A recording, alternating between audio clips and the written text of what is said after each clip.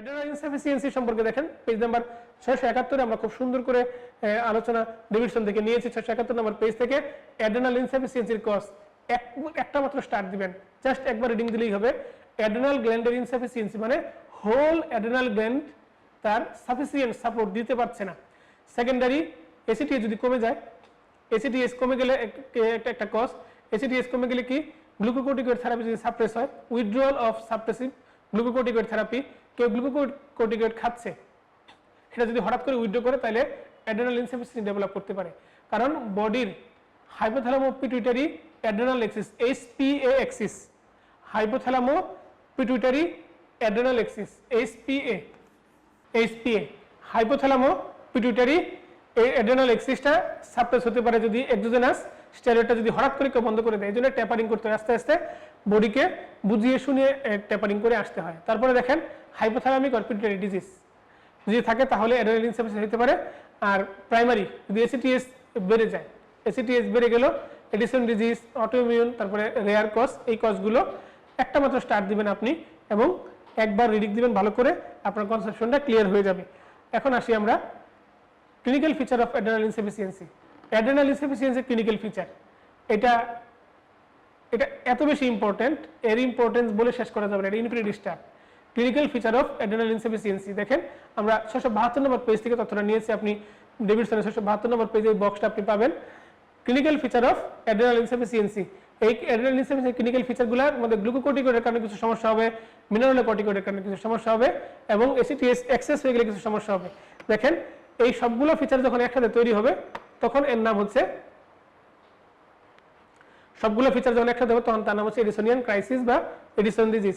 দেখেন এখানে যদি গ্লুকোকর্টিকয়েড হয়, গ্লুকোকর্টিকয়েড ইনসাফিসিয়েন্সি হলে গ্লুকোকর্টিক কি করে আমাদের বডিতে, সে কার্বোহাইড্রেট ভাঙে, প্রোটিন ভাঙে এবং আমাদের বডিকে সে এনার্জি দেয়। তো কার্বোহাইড্রেট প্রোটিন না ভাঙলে প্রোটিন সে তার ওয়েট লস হবে, গ্লুকোকর্টিকয়েড কমে যাওয়ার কারণে অ্যানোরেক্সিয়া, উইকনেস এগুলো ডেভেলপ করবে, কনস্টিপেশন ডেভেলপ করতে পারে, ডায়রিয়া হতে পারে।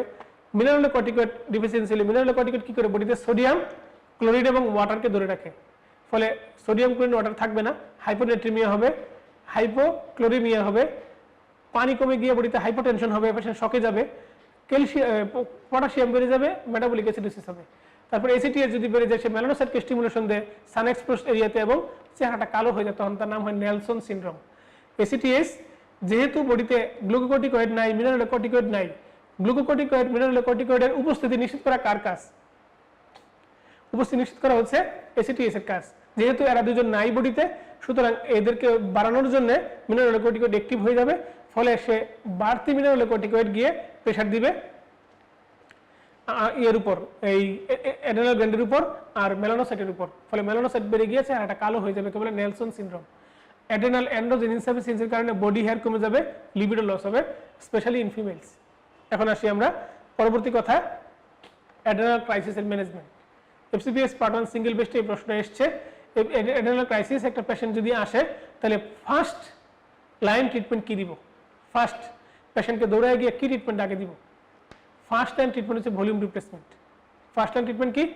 Volume replacement. তাহলে অ্যাড্রেনাল গ্ল্যান্ডের অ্যাড্রেনাল ক্রাইসিসের কোনো পেশেন্ট যদি আসে, দৌড়ায় গিয়ে পেশেন্টকে ভলিউম দিব এবং তারপরে পেশেন্টকে স্টেরয়েড দিব। তারপরে আমরা আস্তে আস্তে অল্প ডোজে সুগার দিতে পারি, কারণ হাইপোগ্লাইসেমিয়া হয় পেশেন্টের, কিন্তু পেশেন্টের ভলিউম রিপ্লেসমেন্ট আগে, তার সাথে স্টেরয়েড দিব।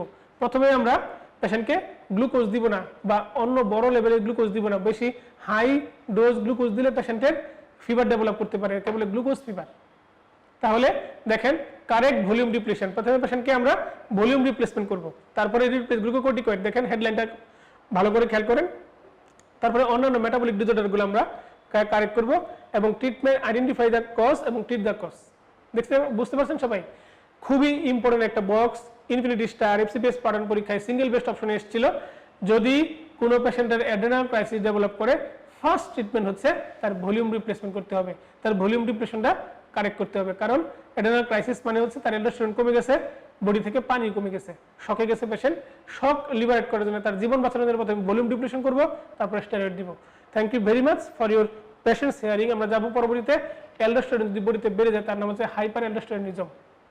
হাইপার অ্যালডোস্টেরনিজমের কজ আমরা এখানে দিয়েছি, কজটা একটা স্টার, কিন্তু হাইপার অ্যালডোস্টেরনিজমের বায়োকেমিক্যাল মার্কার ইনফিনিটি স্টার। এই পেশেন্টের হাইপার নেট্রিমিয়া হবে, হাইপার ভলিমিয়া হবে, হাইপার টেনশন হবে, হাইপার ক্লোরিমিয়া হবে। এই পেশেন্টের পটাশিয়াম, অ্যালডোস্টেরনের বন্ধু কারা? সোডিয়াম, ক্লোরিন এবং ওয়াটার। অ্যালডোস্টেরনের শত্রু কারা? পটাশিয়াম এবং হাইড্রোজেন। পটাশিয়ামকে বডি থেকে বের করে দিবে, হাইড্রোজেনকে বডি থেকে বের করে দিবে। বের করে দিলে কি হবে? হাইপোক্যালিমিয়া হবে, মেটাবলিক অ্যালকালিসিস হবে। এর বেশি জানা যায় না। ও আমার প্রাণ পাখি ময়না। এই তার কষ্ট একটা স্টার। দেখেন ফিওক্রোমোসাইটোমা। ফিওক্রোমোসাইটোমা হচ্ছে adrenal medullary tumour. Adrenal medullary tumour পড়ার আগে তার ফিজিওলজি ভালো করে পড়তে হবে, তার অ্যানাটমি ভালো করে পড়তে হবে মেডুলা সম্পর্কে। আপনি মনে রাখবেন অ্যাডেনাল মেডুলা থাকে মিডিলে, মেডুলা মিডিলিতে থাকবে এবং পুরো অ্যাডেনাল গ্ল্যান্ডের 10 ভাগের 1 বাক্সে অ্যাডেনাল মেডুলাতে সিম্প্যাথেটিক ইনারভেশন থাকে। অ্যাডেনাল মেডুলা থেকে অ্যাডেনালিন তৈরি হয়, এই জন্য এর নাম হয়েছে অ্যাডেনাল গ্ল্যান্ড। অ্যাডেনাল মেডুলা থেকে অ্যাডেনালিন তৈরি হয়, অ্যাডেনালিন পৃথিবীর আর কোথাও তৈরি হয় না, মানে বডির ভিতরে আর কোথাও তৈরি হয় না। এই কারণে অ্যাডেনাল গ্ল্যান্ড কেটে ফেললে আপনি নর অ্যাডেনালিন অন্য জায়গা থেকে পাবেন, নার্ভ এন্ডিং থেকে পাবেন, সিম্প্যাথেটিক গ্যাংলিয়া থেকে পাবেন, বাট অ্যাডেনালিন কোথাও থেকে পাবেন না। এই অ্যাডেনালিন পাওয়ার জন্য বাহির থেকে সোর্স তাকে সাপ্লাই করতে হবে। এই অ্যাডেনালিন মেডুলাতে, অ্যাডেনাল গ্ল্যান্ডের মেডুলাতে কোনো টিউমার যদি হয়, অ্যাডেনাল মেডুলাতে টিউমার হইলে একটা কথা বলে নেই, অ্যাডেনালিন, নরঅ্যাডেনালিন, ডোপামিন তিনটাকে একসাথে ক্যাটাকোলামাইন বলা হচ্ছে। এই ক্যাটাকোলামাইনগুলা আমাদের বডি থেকে যখন মেটাবলাইজড হয়ে বের হয়ে যায়, কিডনি দিয়ে বের হয়। কিডনি দিয়ে বের হওয়া পদার্থের নাম হচ্ছে ভিনাইল ম্যান্ডেলিক অ্যাসিড অথবা মেটানেফ্রিন। ভিনাইল ম্যান্ডেলিক অ্যাসিড ফর্মে বের হয়ে যায়, মেটানেফ্রিন ফর্মে বের হয়ে যায়। তবে বেশির পরিমাণে মেটানেফ্রিন যায় 40%, vinyl mandelic acid 35%। মেটানেফ্রিন 40%, vinyl mandelic acid 35%, আর বাকিগুলো আননোন সোর্স। তো আমাদের বডি থেকে যখন অ্যাডেনালিন, নরঅ্যাডেনালিন এবং ডোপামিন মেটাবলাইজড হয়ে বের হয়ে যায় কিডনি দিয়ে, তার নাম হচ্ছে মেটানেফ্রিন, ভিনাইল ম্যান্ডেলিক অ্যাসিড। ঠিক আছে, মেটানেফ্রিন, ভিনাইল ম্যান্ডেলিক অ্যাসিড খেয়াল করেন। মেটানেফ্রিন 40%, তো সবচেয়ে বেশি হচ্ছে এটা। একটা হচ্ছে ভিনাইল ম্যান্ডেলিক অ্যাসিড 35%। ঠিক আছে, আমাদের বডি থেকে অ্যাডেনালিন, নরঅ্যাডেনালিন, ডোপামিন অর্থাৎ ক্যাটাকোলামাইনগুলো যখন মেটাবলাইজড হয়ে বের হয়ে যায়, তখন এই ভিনাইল ম্যান্ডেলিক অ্যাসিড আর মেটানেফ্রিন ফর্মে বের হয়ে যায়। তো এই যে অ্যাডেনাল গ্ল্যান্ডের টিউমার, অ্যাডেনাল গ্ল্যান্ডের যদি কোনো একটা টিউমার হয়, তখন তার নাম হচ্ছে ফিওক্রোমোসাইটোমা, আর একটা নাম হচ্ছে প্যারাগ্যাংলিওমা। এই ফিওক্রোমোসাইটোমা আর প্যারাগ্যাংলিওমা নিয়ে আমরা কয়েকটা পার্সেন্টেজ দিয়েছি পরীক্ষায়, এফসিপিএস প্যাটার্ন পরীক্ষায় এমসিকিউ এ অনেকগুলো পার্সেন্টেজ দিয়ে প্রশ্ন আসে। ডেভিডসনে মাত্র 2টা পার্সেন্টেজ দেওয়া আছে, যে আপনার এটা 80% ক্ষেত্রে এটা বিনাইন, 20% ক্ষেত্রে এটা মেলিগন্যান্ট, এই ধরনের পার্সেন্টেজ দেওয়া আছে। আমি ফিজিওলজি শিটের মধ্যে অনেকগুলো পার্সেন্টেজ নেট থেকে ঘেটে আমি দিয়েছি, ওটা আপনার একটা ফিজিওলজি শিট থেকে দেখে নেবেন। সেই পার্সেন্টেজ ফিওক্রোমোসাইটোমা বা প্যারাগ্যাংলিওমার পার্সেন্টেজগুলো আপনারা শিট থেকে দেখে নেবেন। আর এখানে শুধুমাত্র আপনি ক্লিনিক্যাল ফিচারগুলো পড়বেন। মনে রাখবেন এই ফিওক্রোমোসাইটোমার একটা অ্যাডেনালিন হ্রাস হলে হয়। অ্যাডেনালিন হ্রাস তো আমাদের বডিতে 24 আওয়ার্স থাকে না। হঠাৎ হঠাৎ কোনো কিছু নিয়ে ভয় পাইলে কিংবা কোনো কিছু নিয়ে হাইপার এক্সাইটেড হয়ে গেলে অ্যাড্রেনালিন রাশ তৈরি হয়, তখন আমাদের বডিতে এই ফিচারগুলো হয়। এই জন্য এটাকে বলা হয় paroxysmal hypertension, paroxysmal pallor, flushing, palpitation, headache, anxiety হঠাৎ হঠাৎ হবে। আর বাকিগুলো থাকতে পারে, অ্যাবডোমিনাল পেইন পারসিস্ট করতে পারে, ভমিটিং পারসিস্ট করতে পারে। ভমিটিং কেন পারসিস্ট করবে, অ্যাবডোমিনাল পেইন কেন হবে? সিম্প্যাথেটিক, সিম্প্যাথেটিক তো আপনার অল্প কয়েকটা জায়গার ভেসোডাইলেট করে, চোখের পিপুল ডাইলেট করে, করোনারি সার্কুলেশন ডাইলেট করে, স্কেলিটাল মাসল ডাইলেট করে, কিন্তু বাকি সব জায়গায় এরা কি করে? কনস্ট্রিকশন করে। ফলে অ্যাবডোমিনাল পেইন হবে, সার্কুলেশন কমে যাবে, ভমিটিং হবে কারণ হজম হবে না ঠিকমতো, খাবারগুলো ডাইজেস্ট হবে না, কনস্টিপেশন হবে কারণ আপনার এই আমাদের বডির যে কোলন আছে সেই কোলনিক ভেসেল আপনার হবে, ভেসো কনস্ট্রিকশন হবে, ফলে সেখানে ব্লাড সাপ্লাই কমে যাবে, গ্লুকোজ ইন্টলারেন্স হবে কারণ একটা সিম্প্যাথেটিক ওভার অ্যাক্টিভিটি হয়ে আমাদের বডিতে গ্লুকোজ ইন্টলারেন্স ডেভেলপ করবে, হাইপারগ্লাইসেমিয়া হবে। সুতরাং এই ফিওক্রোমোসাইটোমা পড়াটা খুব বেশি কঠিন কিছু না, খালি মেকানিজম। আর এন্ডোক্রাইনোলজি মানেই হচ্ছে মেকানিজম, মানেই হচ্ছে অঙ্ক। আমরা যাই অঙ্কের আরো একটা ধাপ, তার নাম হচ্ছে প্যানক্রিয়াস এবং ডায়াবেটিস মেলিটাস। প্যানক্রিয়াস সম্পর্কে আমরা পড়বো, ডায়াবেটিস সম্পর্কে আমরা শেষে পড়বো। প্যানক্রিয়াস দেখেন, প্যানক্রিয়াস থেকে আপনি কি কি পড়বেন? প্যানক্রিয়াসের অ্যানাটমি পড়বেন, পার্টসগুলা, ব্লাড সাপ্লাই পড়বেন, তার কি কি কোষ আছে, সেই কোষগুলো থেকে কি কি হরমোন বের হয়, আলফা সেল থেকে কি বের হয়, বিটা সেল থেকে কি বের হয়। মনে রাখবেন আলফা এবং বিটা কোষে এত ঝামেলা হচ্ছে, কিন্তু তার পাশে ডেল্টা সেল, পিপি সেল, এদের কোনো ঝামেলা হয় না। সমস্যা যা সব আলফা সেলে, সমস্যা যা সব বিটা সেলে। ফিজিওলজি ইনসুলিন সম্পর্কে খুব ভালো করে পড়তে হবে। ইনসুলিনের আপনার সিক্রেশন জানতে হবে, ইনসুলিনের বিভিন্ন তার মলিকুলার মাসগুলো জানতে হবে, ইনসুলিনের হাফ লাইফ জানতে হবে। ইনসুলিনের হাফ লাইফ কত বলেন? ইনসুলিনের হাফ লাইফ হচ্ছে 5 to 6 মিনিটস। ইনসুলিনের হাফ লাইফ কত? 5 to 6 minutes. Insulin sensitive cell, insulin insensitive cell সম্পর্কে জানতে হবে। আমরা ইনসুলিন ইনসেনসিটিভ সেলটা আপনাকে সহজ করে দিচ্ছি, বাকিগুলো আপনার ফিজিওলজি শিটের মধ্যে আছে। দেখেন ইনসুলিন ইনসেনসিটিভ সেল সৃষ্টিকর্তার কি রহস্য?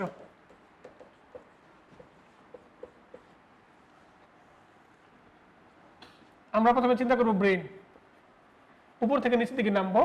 ব্রেনের মধ্যে আছে কি? ভালো করে বলেন। ব্রেনের মধ্যে আছে নিউরন। তারপরে আসি আমরা চোখের মধ্যে, I, lens, sorry cornea, lens, retina. তারপরে আসেন হার্ট, আরবিসি আর প্লাটিলেট। তারপরে আসেন লিভার, হেপাটোসাইট। তারপরে আসেন pancreas, beta sell.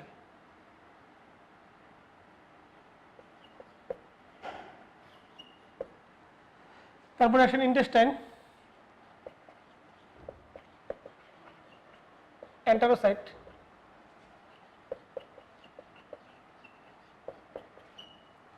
Kidney, tubular sell,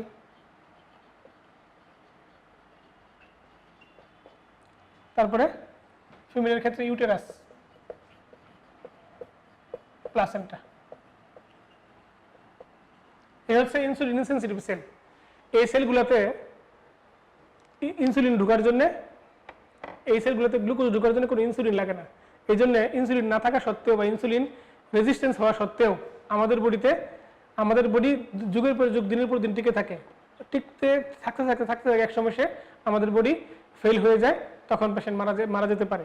তো এরকম কোনো স্মৃতি আপনাদেরকে স্পর্শ না করুক। মূলত পড়তে হবে ডায়াবেটিস মেলিটাস। তারপরে আমরা স্পন্টেনিয়াস হাইপোগ্লাইসেমিয়াটা আমরা দেখে যাব। স্পন্টেনিয়াস হাইপোগ্লাইসেমিয়ার কজগুলো দেখেন আমরা বক্সে আলোচনা করেছি। মূল কথা হচ্ছে ইনসুলিনোমা। তবে নন ডায়াবেটিক পেশেন্টে স্পন্টেনিয়াস হাইপোগ্লাইসেমিয়াটা কম হয়। তাহলে স্পন্টেনিয়াস হাইপোগ্লাইসেমিয়া কি জিনিস? এটাকে আমরা হুইপলস ট্রায়াড দ্বারা ব্যাখ্যা করে থাকি। হুইপলস ট্রায়াড আপনারা স্লাইডের মধ্যে একটু খেয়াল করেন ভালো করে। হুইপলস ট্রায়াড ডেভিডসনের 677 নম্বর পেজে এটা আছে। হুইপলস, একটা পেশেন্ট হাইপোগ্লাইসেমিয়ার সিমটম নিয়ে আসবে। আপনি গ্লুকোমিটারে দেখবেন হাইপোগ্লাইসেমিয়া আছে, গ্লুকোমিটারে সেটা পজিটিভ পাবেন বা ব্লাড সুগার কম থাকবে। আপনি তাকে সুগার দিবেন আইভি অথবা ওরাল, ভালো হয়ে যাবে। এটার নাম হুইপলস ট্রায়াড। এটা তো আমি আবিষ্কার করতে পারি, হুইপলস সাহেব আবিষ্কার করছে আমার আগে সে পৃথিবীতে আসছে। এটা তার বেনিফিট, আগে আসার বেনিফিট। তো এই যদি ইনসুলিন কমে যায়, যদি রোগীটার ইনসুলিন কমে যায়, সিপেপেট কমে যায়, তাহলে আমরা চিন্তা করব প্রথম কজগুলো অ্যালকোহল, ড্রাগ, ক্রিটিক্যাল ইলনেস, হাইপোপিটাইটিজম, এইসবের কারণে। যদি ইনসুলিন বেশি থাকে, সিপেপেট কম থাকে, তাহলে বুঝতে হবে এক্সোজেনাস ইনসুলিন। ভালো করে খেয়াল করেন, যদি বাহির থেকে কেউ ইনসুলিন নেয়, আমাদের শরীরের ভিতরে যে ইনসুলিন তৈরি হয় তার সাথে সিপেপেট থাকে, কিন্তু বাহির থেকে যে ইনসুলিন শরীরে পুশ করা হয় তার মধ্যে সিপেপেট থাকে না। তাহলে সিপেপেট কমে যাবে যদি এক্সোজেনাস ইনসুলিন থাকে। তাহলে সিপেপটাইড আর ইনসুলিন বাড়বে কখন? ইনসুলিনোমা হইলে। বডিতে যদি ইনসুলিনোমা হয় বা কেউ সালফোনাইল ড্রাগ খায় বা আদার্স ড্রাগ খায়, তাহলে সে বডির ভিতরের প্যানক্রিয়াসের ইনসুলিন বাড়বে। প্যানক্রিয়াস থেকে যে ইনসুলিনটা বের হবে তার সিপেপটাইড থাকবে। তাহলে সিপেপটাইড দিয়ে আমরা স্পন্টেনিয়াস হাইপোগ্লাইসেমিয়া ডায়াগনোসিস করতে পারি। সিপেপটাইড যদি কম থাকে, বুঝতে হবে আমাদের বডিতে অ্যালকোহল, ড্রাগ বা ক্রিটিক্যাল ইলনেসের কারণে হাইপোগ্লাইসেমিয়া হয়েছে। সিপেপটাইড যদি কম থাকে কিন্তু ইনসুলিন বেশি থাকে, বুঝতে হবে বাহিরের ইনসুলিন পাইছে। সিপেপটাইড যদি বেশি থাকে, ইনসুলিনও বেশি থাকে, তার মানে বুঝতে হবে সে ইনসুলিনোমা আছে বডির মধ্যে। ঠিক আছে, আমরা যাই পরবর্তী তথ্য, প্যানক্রিয়াটিক নিউরোএন্ডোক্রাইন টিউমার সম্পর্কে। এটা এফসিপিএস পার্টন পরীক্ষা সিঙ্গেল বেস্টে এসেছিল। নিম্নের দুটো অপশন থেকে প্রশ্ন আসছিল, এটা হচ্ছে ভিআইপিওমা, একটা হচ্ছে গ্যাস্ট্রিনোমা, একটা হচ্ছে ভিআইপিওমা থেকে। গ্যাস্ট্রিনোমা থেকে প্রশ্ন আসছে, জোলিঞ্জার রিলেশন সিনড্রোম থেকে প্রশ্ন এসেছিল। মূলত এই প্রশ্নটা গ্যাস্ট্রোএন্টারোলজির লোকেরা নিয়েছে, কারণ জোলিঞ্জার রিলেশন সিনড্রোমে সমস্যা থাকে, ওই গ্যাস্ট্রোএন্টারোলজি যে পড়ানো হয়। আপনার এই পেশেন্টের প্যানক্রিয়াটিক গ্যাস্ট্রিনোমা থাকে, হাইপার সিক্রেশন অফ অ্যাসিড হয়, পেপটিক আলসারেশন হয়, ঠোঁটের মধ্যে মিউকোকিউটেনিয়াস জাংশনে পিগমেন্টেশন হয়, এটার নাম হচ্ছে জোলিনজার এলিসন সিনড্রোম। ভিআইপিওমা থেকে প্রশ্ন আসছে, একটা পেশেন্ট আপনার কাছে আসছে ওয়াটারি ডায়রিয়া, তার হাইপোক্যালিমিয়া আছে, ডায়াগনোসিস কি? ভিআইপিওমা। ওয়াটারি ডায়রিয়া হবে ওয়াটারি ডায়রিয়া হবে, তার সাথে হাইপোক্যালিমিয়া হবে, তার নাম হচ্ছে ভিআইপিওমা। ওয়াটারি ডায়রিয়া হলে তো হাইপোক্যালিমিয়া এমনি হবে, পটাশিয়াম বডি থেকে লস হয়ে যাবে, ওয়াটারি ডায়রিয়ার সাথে হাইপোক্যালিমিয়া এমনি হয়, তার নাম হচ্ছে VIPoma. Watery diarrhoea with hypokalaemia diagnosis কি? ভিআইপিওমা। সিঙ্গেল বেস্টে আসছে ইনফিনিটি স্টার এই বক্সটা, pancreatic neuroendocrine tumour, page number 678। আমরা যাই পরের পেজ, কার্সিনোয়েড টিউমার। এইটা আরেকটা ইনফিনিটি স্টার ওয়ালা প্রশ্ন। কার্সিনোয়েড টিউমার হচ্ছে সেরোটোনিনের সাথে সম্পর্কিত, সেরোটোনিন বেশি বেশি রিলিজ হয়, বেশি বেশি তৈরি হয়, এই তৈরি হওয়ার কারণে কার্সিনোয়েড সিনড্রোম ডেভেলপ করে। পেরিফেরাল 5 হাইড্রোক্সিট্রিপ্টামাইন বা ট্রিপ্টোফ্যান নামক অ্যামাইনো অ্যাসিডটা পরবর্তীতে এই সেরোটোনিনে কনভার্ট হয়ে যায়, কনভার্ট হয়ে লিভারের মধ্যে এসে সে একটা সারা শরীরের মধ্যে একটা চক্কর দেয়, চক্কর দিলে তার নাম হচ্ছে কার্সিনোয়েড সিনড্রোম। দেখেন কার্সিনোয়েড সিনড্রোম হচ্ছে episodic flushing, wheezing and diarrhoea. সে লাংসকে কনস্ট্রিকশন করবে আর বাকি শরীরকে সে ডাইলেট করবে, সে লাংসকে সংকুচিত করবে কিন্তু বাকি শরীরকে কি করবে? ডাইলেট করবে। এই জন্য এপিসোডিক ফ্লাশিং, হুইজিং হবে, লাংসের মধ্যে হুইজ হয়, ফেসিয়াল টেলেনজিয়েকটেসিয়া, কারণ ভেসেলগুলোকে টর্চুয়াসিটি করবে, ভেসেলগুলোকে যদি টর্চুয়াসিটি করে বা ভেসেলগুলার প্রমিনেন্ট করে তখন টেলেনজিয়েকটেসিয়া বলে। কার্ডিয়াক ইনভলভমেন্ট, হার্টের মধ্যে ফ্লো বেড়ে যাবে, ফ্লো বাড়লে তো ফ্লো মানে tricuspid regurgitation, tricuspid regurgitation flow বেড়ে গেলে পালমোনারি ভালভটা স্টেনোজ হয়ে যাবে না? পালমোনারি ভালভ একটা ছোট্ট অরিফিস, সেদিক দিয়ে যদি বেশি ফ্লো যাওয়ার চেষ্টা করে, ট্রাইকাসপিড রিগার্জিটেশন হলে রাইট হার্টে, রাইট ভেন্ট্রিকলে ব্লাডের ভলিউম বেড়ে যাবে, সে বেশি ভলিউমের ব্লাড তো পালমোনারি আর্টারি দিয়ে যাওয়ার চেষ্টা করবে, তখন তার স্টেনোসিস হবে, right ventricular endocardial plaque formation হবে, কারণ বেশি বেশি ফ্লো সেখানে যাচ্ছে, leading to right heart failure. বুঝতে পারছেন? তাহলে কার্সিনোয়েড সিনড্রোমের ফিচারগুলো সারা দেহের মধ্যে লাংসকে সে সংকুচিত করে, হিস্টামিনের আপনার সেরোটোনিনের কাজ হচ্ছে লাংসকে সংকুচিত করা, ফলে হুইজ হবে আর সারা দেহকে ডাইলেট করে। তাহলে আপনি মনে রাখতে পারবেন হার্টকে ডাইলেট করে, হার্টের ডান পাশটা ডাইলেট হয়ে যায়, ফলে ট্রাইকাসপিড রিগার্জিটেশন হয়, রাইট হার্ট ফেলিওর হয়, পালমোনারি স্টেনোসিস হয়। সুতরাং কার্সিনোয়েড সিনড্রোম খুব কঠিন কিছু নয়। কার্সিনোয়েড সিনড্রোম কেন হয়? Due to serotonin, excess serotonin release from liver. কিভাবে সেরোটোনিন রিলিজ হয়? সে ট্রিপ্টোফ্যান নামক অ্যামাইনো অ্যাসিডকে ইউটিলাইজ করে সেরোটোনিন বানায়। এই সেরোটোনিনের অপর নাম কি? 5 হাইড্রোক্সিট্রিপ্টামাইন। ধন্যবাদ সবাইকে। আমরা এখন যাব পিটুইটারি গ্ল্যান্ড সম্পর্কে। পিটুইটারি গ্ল্যান্ডের অ্যানাটমি আমরা ফিজিওলজি শীটের মধ্যে সুন্দর করে দিয়েছি, যেটুকু দিয়েছি ওটুকু যথেষ্ট। সে তার অবস্থান কোথায়, সে কোথায় বসে থাকে, তার ডানে কি থাকে, বামে কি থাকে, সে সম্পর্কে ছোট্ট একটু কথা না বললেই নয়। দেখেন ক্যাভার্নাস সাইনাসের উপর সে বসে থাকে, ল্যাটারাল সাইডে, তার পাশে 3rd, 4th এবং 6th ক্রেনিয়াল নার্ভ থাকে এবং ইন্টারনাল ক্যারোটিড আর্টারি থাকে। আমরা যাব পিটুইটারি গ্ল্যান্ডের একটা ডিজিজ, তার নাম হাইপোপিটুইটারিজম সম্পর্কে। এখানে আমরা শুধুমাত্র লাল কলমে দাগাঙ্কিত কথাটাই পড়ব। Most common cause is pituitary macroadenoma. Treatment কি? পিটুইটারি ম্যাক্রোএডেনোমা হইলে ট্রিটমেন্ট হরমোন রিপ্লেসমেন্ট কিভাবে সম্ভব? পিটুইটারি গ্ল্যান্ডে যদি ম্যাক্রোএডেনোমা হয়, দেখা যাবে কোনো কোনো সেলকে সে অনেক বড় করছে, বাকি সেলগুলোকে সাপ্রেস করে ছোট করে দিছে। 5 জন বন্ধু একসাথে বড় হওয়ার যদি চেষ্টা করে, দেখবেন 2 জন বন্ধু স্বার্থপর হয়ে গিয়েছে, তারা অনেক বড় হয়েছে, বাকি 3 জন সাপ্রেসড হয়ে গেছে। ওই সাপ্রেসড ফিচারকে বলে হাইপোপিটুইটারিজম। আর হাইপোপিটুইটারিজম বলতে মূলত অ্যান্টেরিয়র পিটুইটারি ফেলিওরকে বোঝায়। হাইপোপিটুইটারিজম বা প্যান হাইপোপিটুইটারিজম বলতে মূলত অ্যান্টেরিয়র পিটুইটারিকে বোঝায়। পোস্টেরিয়র পিটুইটারির হরমোনগুলো তো তার নিজস্ব না, সেই হরমোনগুলো কোথা থেকে পায়? হাইপোথ্যালামাস থেকে পায়। তাহলে হরমোন রিপ্লেসমেন্ট দিব। হাইপোপিটুইটারিজমের ফিচার যারা করবে সেগুলো রিপ্লেসমেন্ট দিব। যদি থাইরয়েডের সমস্যা হয় আমরা লিভোথাইরক্সিন দিব, যদি আপনার এই অ্যাডেনাল কর্টেক্সের প্রবলেম হয় তাকে স্টেরয়েড দিব। ঠিক আছে, এখন আমরা যাই ক্লাসিফিকেশন অফ পিটুইটারি টিউমার। এখান থেকে একটা পরীক্ষায় প্রশ্ন এসেছিল, প্রথম বক্সটা দেখেন নন ফাংশনিং টিউমার, ট্রিপল স্টার। নন ফাংশনিং, বাকিগুলো পড়া লাগবে না, আপনি নন ফাংশনিং টিউমারটা ট্রিপল স্টার।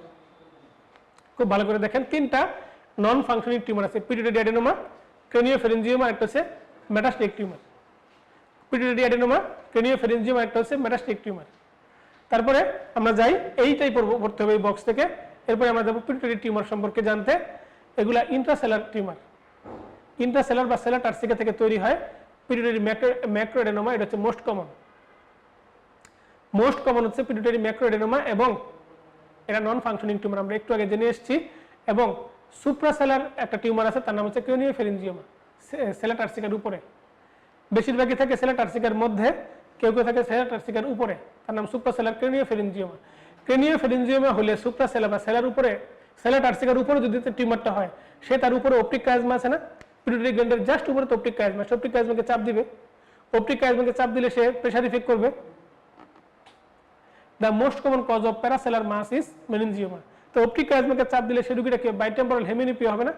দেখেন, এই জন্য ম্যাক্রোএডেনোমার 3 ধরনের ফিচার পাওয়া যায়। সে আশপাশের অঙ্গগুলোকে চাপ দেয়, তাকে বলে লোকাল কমপ্লিকেশন। সে দুইটা হরমোনের পরিমাণ বাড়ায়, দুইটা সেলের পরিমাণ বাড়ায় বা দুইটা সেলের সাইজ বড় হয়, আর বাকি তিনটাকে সাপ্রেস করে দেয়।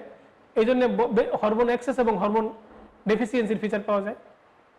আর মাইক্রোএডেনোমা হইলে 5 জন ফ্রেন্ড তারা হাতে হাত রেখে ওয়াদা করে, তোমার হাত আমি ধরেছি, মরণ এলে আমি ছাড়বো না। এই 5 জন ফ্রেন্ড সবাই বড় হয়, ছোট ছোট বড় হয়, মানে খুব বেশি বড় হয় না। আমি আর কত বড় হব দাদা ঠাকুর, আর কত বড় হলে আমাকে 3 প্রহরের বিল দেখাবে। এই জন্য তারা সবাই মিলে একটু একটু করে বড় হয় এবং মাইক্রোএডেনোমাতে শুধুমাত্র হরমোন এক্সেসের ফিচার পাওয়া যায়। তাহলে ম্যাক্রোএডেনোমা হইলে তার ফিচার হচ্ছে 10 মিলিমিটার ডায়ামিটারের বেশি হবে এবং তার 3 ধরনের ফিচার পাওয়া যাবে। লোকাল কমপ্লিকেশন, আশেপাশের অঙ্গগুলোকে চাপ দিবে। এই লোকাল কমপ্লিকেশন এফসিপিএস পাঠান পরীক্ষা অনেকবার এসছে, এগুলা দিয়ে সিনারিও দিয়ে ডায়াগনোসিস করতে বলছে। ডায়াগনোসিস মূলত ক্রেনিওফ্যারিঞ্জিওমা হয়। যদি অপশনে ক্রেনিওফ্যারিঞ্জিওমা আপনি পান, যদি অপশনের মধ্যে আপনি ক্রেনিওফ্যারিঞ্জিওমা পান, তাহলে ডেফিনেটলি আনসার ক্রেনিওফ্যারিঞ্জিওমা হবে। দেখবেন সেটাকে আপনার আপনার লোকাল কমপ্লিকেশন বা এরকম কথা বলা আছে কিনা, বাইটেম্পোরাল হেমিওপিয়া, হেডেক, তারপরে আপনার ডিসকানেক্টেড হাইপারপোলেকটেমি, এইসব ফিচার আছে কিনা, ঠিক আছে। কিন্তু যদি যদি আপনার মাইক্রোএডেনোমা হয়, শুধুমাত্র একটা ফিচার পাবেন, তার নাম হরমোন এক্সেস। তাহলে এই ফিগারটা ইনফিনিটি স্টার, 1 কোটি ইনফিনিটি স্টার, খুবই ইম্পর্টেন্ট। এখন আসি আমরা clinical feature of pituitary tumour. Most common feature হচ্ছে লোকাল কমপ্লিকেশন, কারণ বড় সাইজ বড় হয়, আশপাশের অঙ্গগুলোকে চাপ দেয়। তারপরে ইয়াঙ্গার উমেন পিটুইটারি ডিজিজ থাকলে প্রেজেন্ট উইথ সেকেন্ডারি অ্যামেনোরিয়া আর গ্যালাক্টোরিয়া, ঠিক আছে, সেকেন্ডারি অ্যামেনোরিয়া গ্যালাক্টোরিয়া নিয়ে প্রেজেন্ট করতে পারে। তারপরে দেখেন treatment of pituitary tumour, non functioning হইলে সার্জারি করে ফেলাই দিব, রেডিওথেরাপি দিতে পারি। আমাদের দরকার হচ্ছে প্রোলেকটিনোমা ডেভেলপ করলে কি সমস্যা, প্রোলেকটিনোমা ডেভেলপ করে আমরা ডোপামিন অ্যাগনিস্ট থেরাপি দিব, এটা আমাদের জানা লাগবে, বাকিগুলো সার্জনদের কাজ, আমাদের প্রয়োজন নেই। তাহলে যদি প্রোলেকটিনোমা হয়, তাহলে পেশেন্টকে আমরা ডোপামিন অ্যাগনিস্ট থেরাপি দিব, ডোপামিনের মতো কাজ করে এমন থেরাপি দিব। ডোপামিন অ্যাগনিস্ট থেরাপি কারা, দেখেন আমরা পরবর্তীতে একটা স্লাইডে আমরা রেখেছি। এর মাঝখানে আমরা হাইপারপ্রোলেকটিনিমিয়া বা গ্যালাক্টোরিয়া সম্পর্কে দুটো কথা জানি। প্রোলেকটিন লেভেল যদি বেড়ে যায় due to prolactin secreting tumour is called hyperprolactinaemia. Hyperprolactinaemia হয়ে কারো কারো গ্যালাক্টোরিয়া হতে পারে, ইউজুয়ালি ফিমেলদের হয়, কোনো কোনো মেলদের হতে পারে, ঠিক আছে।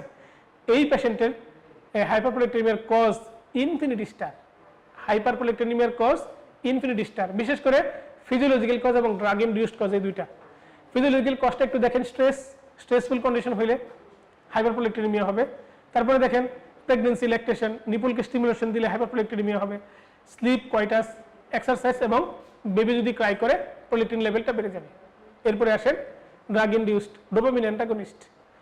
ডোপামিন অ্যান্টাগনিস্ট থেরাপি, আমরা একটা ড্রাগের নাম জানি ডোমপিরিডন, মেটোক্লোপ্রোমাইড।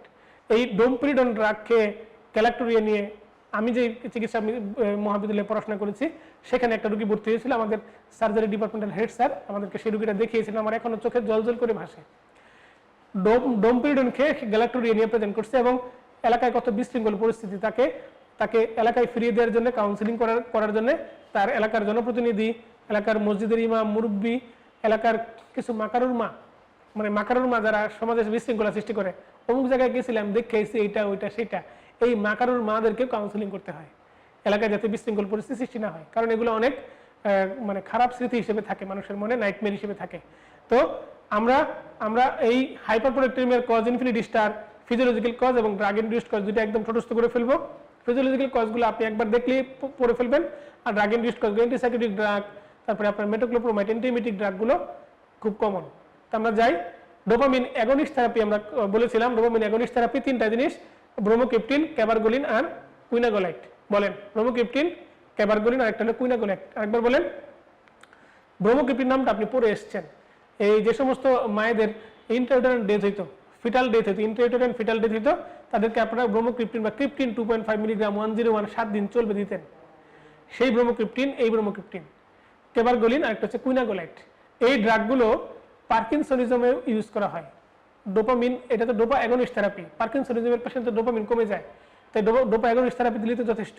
ঠিক আছে, এখন আমরা যাই, এই শুধু ড্রাগের নাম জানলে চলবে, ডোজ জানা লাগবে না। আমরা যাব growth hormone test. Growth hormone test কিভাবে করা হয় গ্রোথ হরমোনের যাচাই করার জন্য? Insulin induced hypoglycaemia, growth hormone levels are commonly undetectable. Growth hormone লেভেলটা করা যায় না। গ্রোথ হরমোনে 198 অ্যামাইনো অ্যাসিড আছে, কিন্তু গ্রোথ হরমোন লেভেলটা সরাসরি করা যায় না। তো অন্য ইনডিরেক্ট টেস্ট করে তাকে যাচাই করা যায়। ইনসুলিন ইনডিউসড হাইপোগ্লাইসেমিয়া, ইনসুলিন বডিতে দেওয়া হয়, যদি হাইপোগ্লাইসেমিয়া হয় তার মানে বুঝতে হবে গ্রোথ হরমোন আমাদের বডিতে কাজ করতেছে।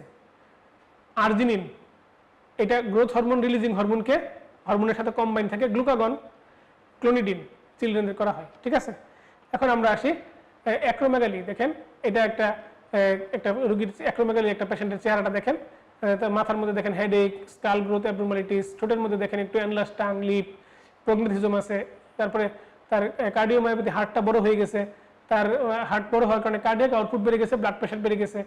তারপরে স্কিনের থিকনেস আপনার বেড়ে গেছে, কারণ স্কিন টেনে টেনে লম্বা করতে হয়, শরীর বাড়তেছে মানে স্কিনকে লম্বা করতে হবে। তারপরে তার ডায়াবেটিস থাকতে পারে, কোলনিক কার্সিনোমা থাকতে পারে, আইজিডি থাকতে পারে। তারপরে এনলার্জ হ্যান্ড এবং ফিট মায়োপ্যাথি থাকবে, কারণ মাসলগুলো টেনে বড় করা লাগছে, তার শরীর তো বড় হয়েছে। এপিফাইজিয়াল ক্লোজার হওয়ার পরে যদি গ্রোথ হরমোন বাড়ে তাকে আমরা বলি অ্যাক্রোমেগালি।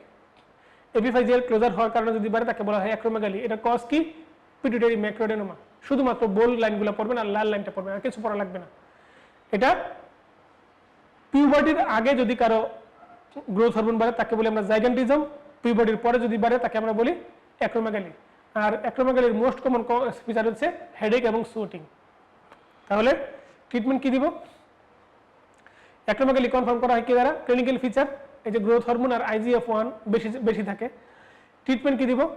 গ্রোথ হরমোন এবং IGF-1 কে নর্মাল করার জন্য যা লাগে তা করব। এই আমরা সার্জারি করতে পারি, ট্রান্সফারেনাল সার্জারি, রেডিওথেরাপি দিতে পারি, আর সোমাটোস্ট্যাটিন দিতে পারি। সোমাটোস্ট্যাটিন কি জিনিস? গ্রোথ হরমোন ইনহিবিটরি হরমোন, মানে গ্রোথ হরমোনকে সাপ্রেস করবে, এই পেশেন্টটা আস্তে আস্তে ভালো থাকবে। না পাওয়া গেলে কি দিব? অক্টিওটাইড, ল্যান্ড্রিওটাইড আর প্যাসিরিওটাইড। ঠিক আছে, বইয়ের মধ্যে অনেক কথা লেখা আছে, আপনি শুধুমাত্র এই কথাটুকু পড়বেন, প্রচুর কথা লেখা আছে, এত কথা পড়ার প্রয়োজন নেই। আপনি দেখেন ক্রেনিওফ্যারিঞ্জিওমার এই চেহারাটা একটু দেখেন। ক্রেনিওফ্যারিঞ্জিওমাটা কি জিনিস? ক্রেনিওফ্যারিঞ্জিওমা, ক্রেনিও মানে মাথার ভিতরে, ফেরিংসের মতো একটা অভিক্ষেপ থাকবে, তার নাম হচ্ছে ক্রেনিওফ্যারিঞ্জিওমা। দেখেন প্রথম ছবিটা দেখেন, আমরা একটা MRI ফাইন্ডিং দিয়েছি।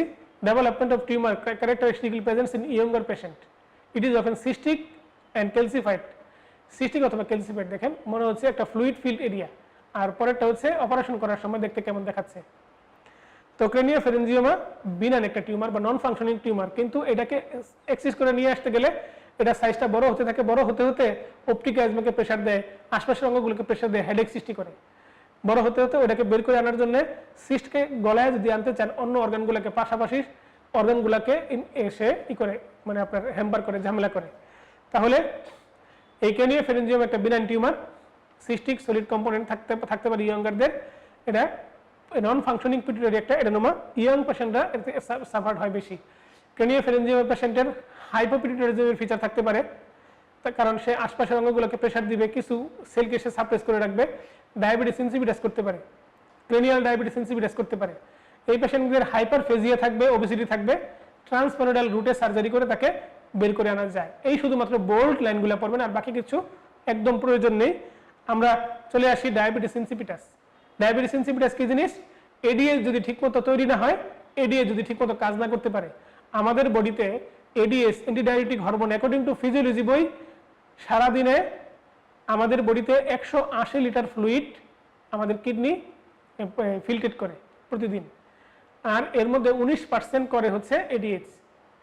19% গ্লোমেরুলার ফিল্ট্রেট, 19% বডিতে রিঅ্যাবজর্ব করে নিয়ে আসে এডিএস, আর বাকিগুলো অব্লিগেটরি ওয়াটার রিঅ্যাবজর্পশন। এই যে ফ্যাকাল্টেটিভ যে 19%, সেই 19%-এর সমান 30 লিটার ফিজিওলজি বইয়ের মধ্যে, তবে ডেভিডসন বলছেন 5 to 20 লিটার। তাহলে একটা রোগীর যদি এডিএস তৈরি না হয়, অথবা এডিএস তৈরি হয়েছে কিডনির উপর গিয়ে কাজ করতে পারতেছে না, তাহলে সেই রোগীর 5 থেকে 20 লিটার ফ্লুইড বডিতে প্রতিদিন ইউরিন আকারে বের হয়ে যাবে। তাহলে এই আপনার এটাকে বলে ডায়াবেটিস ইনসিপিটাস। ডায়াবেটিস ইনসিপিটাস আমাদের বডি থেকে ডায়াবেটিস ইনসিপিটাস বডিতে দুই ভাগে ভাগ করা, একটা ক্রেনিয়াল যেখানে এডিএস তৈরি হয়, আর একটা নেফ্রোজেনিক যেখানে এডিএস গিয়ে কাজ করে। তাহলে ক্রেনিয়াল ডায়াবেটিস ইনসিপিটাস বা নেফ্রোজেনিক ডায়াবেটিস ইনসিপিটাস হোক, সেই পেশেন্টটা মূত্রের বন্যায় ভেসে যাবে অন্যায়, তো এত পরিমাণ তার ইউরিনেশন হবে। ডায়াগনোসিস কীভাবে করবো আমরা? এডিএস লেভেল কম থাকবে অথবা থাকবে না।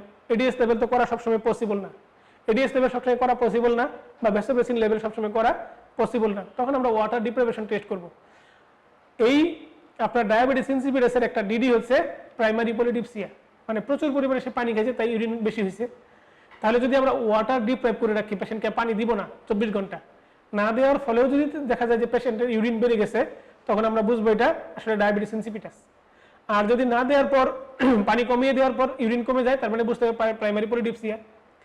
ওয়াটার ডিপ্রাইভেশন টেস্ট, আমরা রোগীকে পানি দিব না একটা নির্দিষ্ট সময়, তারপরে যদি ইউরিন তৈরি না হয় তাহলে বুঝতে হবে এটা প্রাইমারি পলিডিপসিয়া।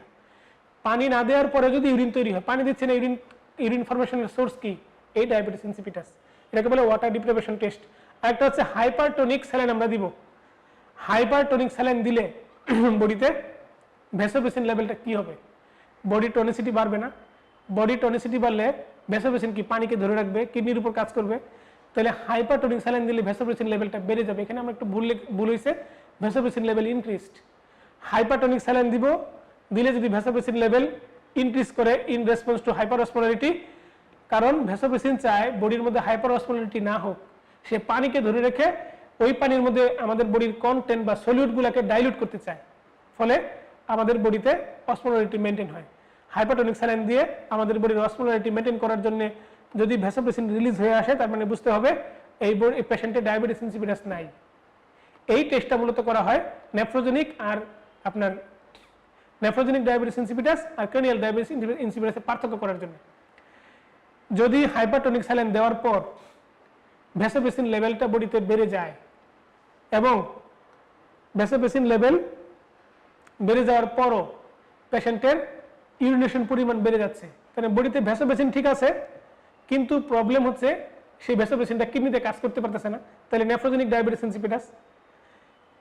যদি বডিতে ভ্যাসোপ্রেসিন লেভেলটা বেড়ে যাওয়ার পর ভ্যাসোপ্রেসিন হাইপারটোনিক স্যালাইন দিলাম, বডিতে পেশেন্টের ইউরিন ফরমেশন কমে গেল, ভ্যাসোপ্রেসিন দেওয়ার পরে বডিতে ইউরিন ফরমেশন কমে গেল, তার মানে কি বুঝতে হবে? বুঝতে হবে পেশেন্টের ক্রেনিয়াল ডায়াবেটিস ইনসিপিটাস, ফলে বডিতে ভ্যাসোপ্রেসিন নাই। এটা হচ্ছে ক্রেনিয়াল এবং নেফ্রোজেনিক ডায়াবেটিস ইনসিপিটাসের পার্থক্য করার জন্য। আমরা যাই পরের কথায়, ট্রিটমেন্ট। ট্রিটমেন্ট কি? ক্রেনিয়াল ডায়াবেটিস ইনসিপিটাসের ট্রিটমেন্ট হচ্ছে আপনার এই ডেসমোপ্রেসিন বা ভ্যাসোপ্রেসিন, বাজারের ভ্যাসোপ্রেসিন বডিতে পুশ করা। কি উপায়ে করা হয়? নেজালি করা হয় অথবা ইন্ট্রামাস্কুলার করা হয়। ইন্টারনেজালি আর ওরালি করা যায়, ইন্টারমাস্কুলারি করা যেতে পারে। বাজারে পাওয়া ডেসমোপ্রেসিনের নাম হচ্ছে ডেস অ্যামাইনো ডেস এসপারটেট আর্জিনিন ভ্যাসোপ্রেসিন, DDAVP, ডেস অ্যামাইনো ডেস এসপারটেট আর্জিনিন ভ্যাসোপ্রেসিন, সংক্ষেপে ডেসমোপ্রেসিন বলা হয়। এই DDAVP ইন্টারনেজালি দেওয়া যেতে পারে বা ওরালি দেওয়া যেতে পারে, তবে সিক পেশেন্ট হলে ইন্টারমাস্কুলার দেওয়া যেতে পারে। তবে এটা বেশি দিয়ে দিলে বডিতে ওয়াটার ইনটক্সিকেশন হবে, পানির পরিমাণটা খুব বেড়ে যাবে, এত বেশি শরীর পানিতে পানিময় হয়ে যাবে, কে বলে ওয়াটার ইনটক্সিকেশন। ট্রিটমেন্ট কি?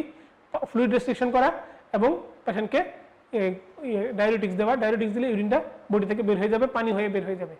এখন আসি আমরা নেফ্রোজেনিক হলে কি দিবেন? নেফ্রোজেনিক হলে থায়াজাইড ডায়ালিটিক্স দিব। থায়াজাইড ডায়ালিটিক্স বিশেষ করে ফ্লুটামাজাইড 5 থেকে 10 মিলিগ্রাম পার ডে। এমিলোরাইড দিতে পারি, এনএসআইড দিতে পারি। এনএসআইড দিলে ইন্ডোমিথাসিন দিব 15 মিলিগ্রাম 3 টাইমস ডেইলি, কিন্তু এটা জিএফআর একটু কমাই দিতে পারে। ঠিক আছে, এখন আসি আমরা আমাদের সুন্দরতম কথা, সুন্দরতম একটা আয়োজন, মাল্টিপল এন্ডোক্রাইন নিওপ্লাসিয়া এবং autoimmune polyendocrine syndrome. Multiple endocrine neoplasia বা ম্যান সিনড্রোম। ম্যান সিনড্রোমের মধ্যে দেখেন 4টা সিনড্রোম আছে, MEN 1, MEN 2, MEN 3, MEN 4। MEN syndrome, MEN 1, MEN 2, MEN 3, MEN 4। MEN 1,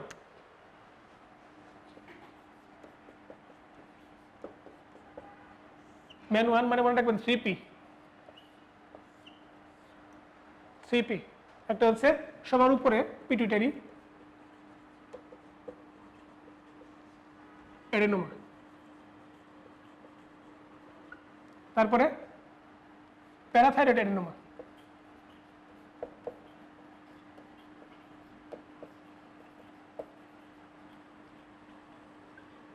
তারপরে দেখেন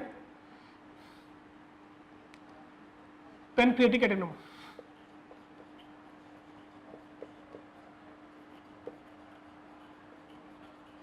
বা গ্যাস্ট্রিনোমা।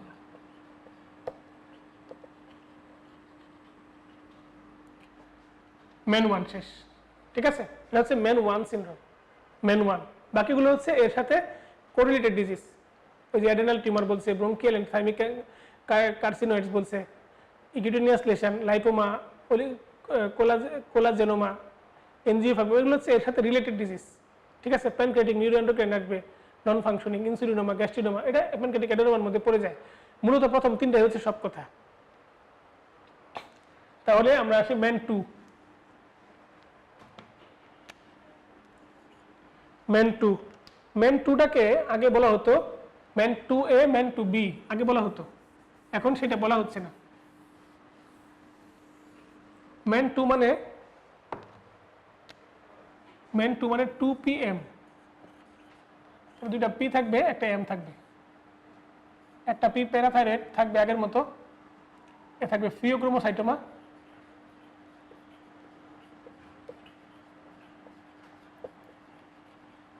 একটা হচ্ছে মেডুলারি কার্সিনোমা অফ থাইরয়েড।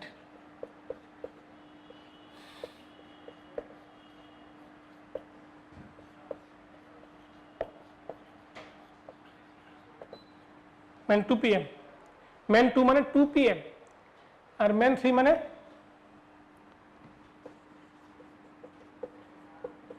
মানে হচ্ছে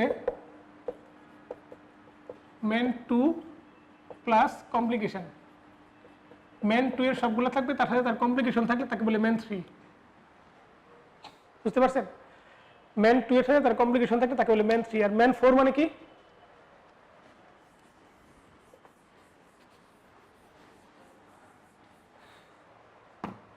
মেন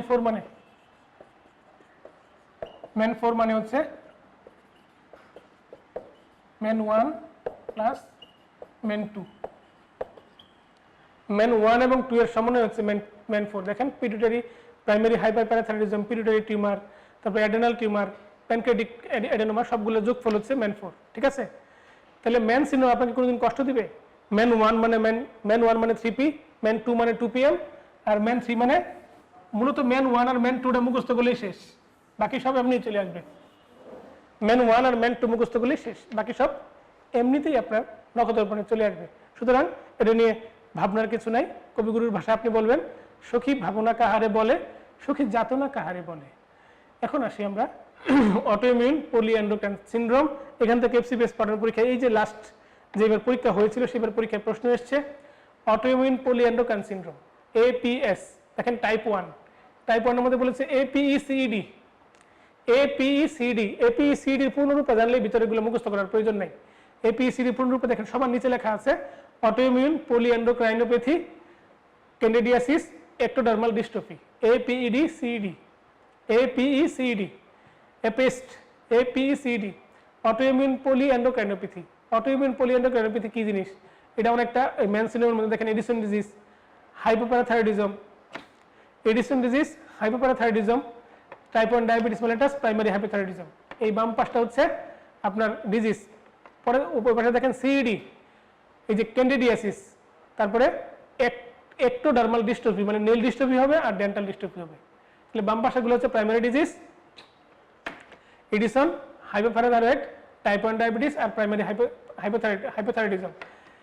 তো উপর থেকে নিচের দিকে আমরা আমি গলার মধ্যে হাইপোথাইরয়েডিজম, প্যানক্রিয়াস, ডায়াবেটিস মেলিটাস, তারপরে আপনার গলার মধ্যে হাইপোথাইরয়েড, হাইপোপ্যারাথাইরয়েড, গলার মধ্যে হচ্ছে হাইপোথাইরয়েড, হাইপোপ্যারাথাইরয়েড, বুকের মধ্যে আসেন এই মাঝখানে তার কোনো গ্ল্যান্ড নাই, এর মধ্যে এরপর প্যানক্রিয়াস, প্যানক্রিয়াসের মধ্যে টাইপ 1 ডায়াবেটিস মেলিটাস, নিচে আসেন অ্যাডেনাল গ্ল্যান্ডের মধ্যে এডিসন ডিজিজ, আর তার সাথে আপনার ক্যান্ডিডিয়াসিস থাকবে আর এক্টোডার্মাল সমস্যা থাকবে। এর নাম হচ্ছে APECD, autoimmune polyendocrinopathy, candidiasis, ectodermal dystrophy, APECD।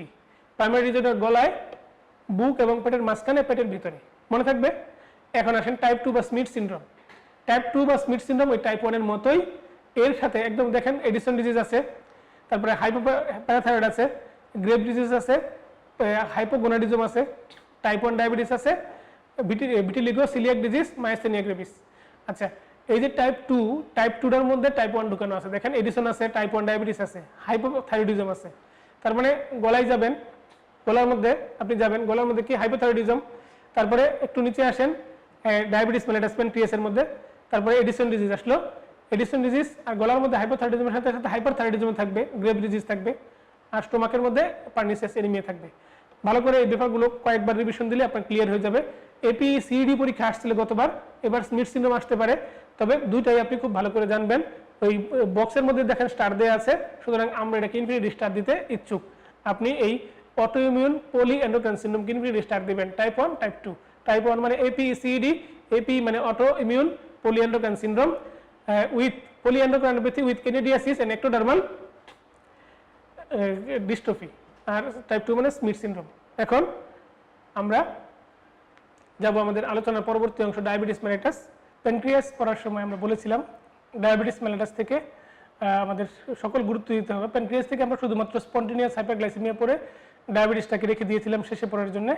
আমাদের ডায়াবেটিস মেলিটাস এই অংশে আলাদা করে আলাদা একটা এন্টিটি ডায়াবেটিস মেলিটাস, ডেভিডসনের চ্যাপ্টার 20 অ্যাড হয়েছে ডায়াবেটিস মেলিটাস সম্পর্কে। মাঝখানে একটা চ্যাপ্টার ঢুকিয়ে দিয়েছে এন্ডোক্রাইনোলজি এবং ডায়াবেটিসের মাঝখানে, তার নাম হচ্ছে নিউট্রিশনাল ফ্যাক্টর। তো গুরুত্বপূর্ণ বলে বডি সারা শরীরের জন্য, এই জন্য মাঝখানে তারা ওই চ্যাপ্টারে ঢুকিয়ে দিয়েছে। ডায়াবেটিস মেলিটাস জানার আগে ওই নিউট্রিশনাল ফ্যাক্টর থেকে আমরা একটা তথ্য জানবো, তার নাম হচ্ছে ক্রোমিয়াম। ইনসুলিন তৈরির জন্য ক্রোমিয়াম ধাতুটির প্রয়োজন হয়, অর্থাৎ আমাদের বডিতে যদি ক্রোমিয়াম ধাতুর স্বল্পতা থাকে তাহলে ডায়াবেটিস হওয়ার চান্স থাকে। তাহলে একটি ধাতুর অভাবে হাইপোথাইরয়েডিজম হয়, তার নাম সেলেনিয়াম। একটি ধাতুর অভাবে আমাদের বডিতে ডায়াবেটিস হতে পারে, তার নাম হচ্ছে ক্রোমিয়াম। ক্রোমিয়াম ইনসুলিন তৈরির জন্য এন্ডোপ্লাজমিক রেটিকুলামের সাথে একটা গুরুত্বপূর্ণ ভূমিকা পালন করে। তো ডায়াবেটিস মেলিটাস সম্পর্কে আমাদের এই আলোচনার এই অংশে আমরা প্রথমে ক্রোমিয়ামকে বলে নিলাম, যাতে আপনি কোনোভাবেই ভুলে না যান। এই ক্রোমিয়াম নামটি আপনার মাথা থেকে, আপনার স্মৃতির পাতা থেকে কখনো হারিয়ে না যায়। আমরা জানবো ডায়াবেটিসের ডেফিনিশন, কি জিনিস ডায়াবেটিস, ডায়াবেটিস মেলিটাসের ডায়াগনোসিস কীভাবে করতে হয়, তার ক্লাসিফিকেশন, তারপরে আমরা জানবো ফিচার্স অফ হাইপারগ্লাইসেমিয়া, ধাপে ধাপে আমরা জানবো microvascular complication of diabetes mellitus. আমরা জানবো কিভাবে আমরা ডিকে ডায়াগনোসিস করব, ট্রিট করব, কিভাবে আমরা পেশেন্ট অ্যান্টি-ডায়াবেটিক ড্রাগ আমরা কিভাবে টাইট্রেট করব, কি কি ড্রাগ কি কি কাজে ইউজ করা হয়, ডায়াবেটিক নেফ্রোপ্যাথি এবং নিউরোপ্যাথি সম্পর্কে আমরা জেনে ডায়াবেটোলজি সম্পর্কে আমরা স্বচ্ছ একটা ধারণা নিয়ে আমরা আজকের সেশনের সমাপ্তি ঘোষণা করব। আমরা এখন চলে যাই ডায়াবেটিস কাকে বলে। এটা পরীক্ষার জন্য ইম্পর্টেন্ট না, কিন্তু জাস্ট আপনার পুরনো নলেজকে, পুরনো ধারণাকে, পুরনো কথাকে আরো একটা ঝাঁকি দেওয়ার জন্য, রিক্যাপিচুলেশন করার জন্য এই তথ্যটা দেয়া। ডায়াবেটিস মেলিটাস বলা হয়, এটা একটা clinical syndrome complex characterised by increase in plasma blood glucose level.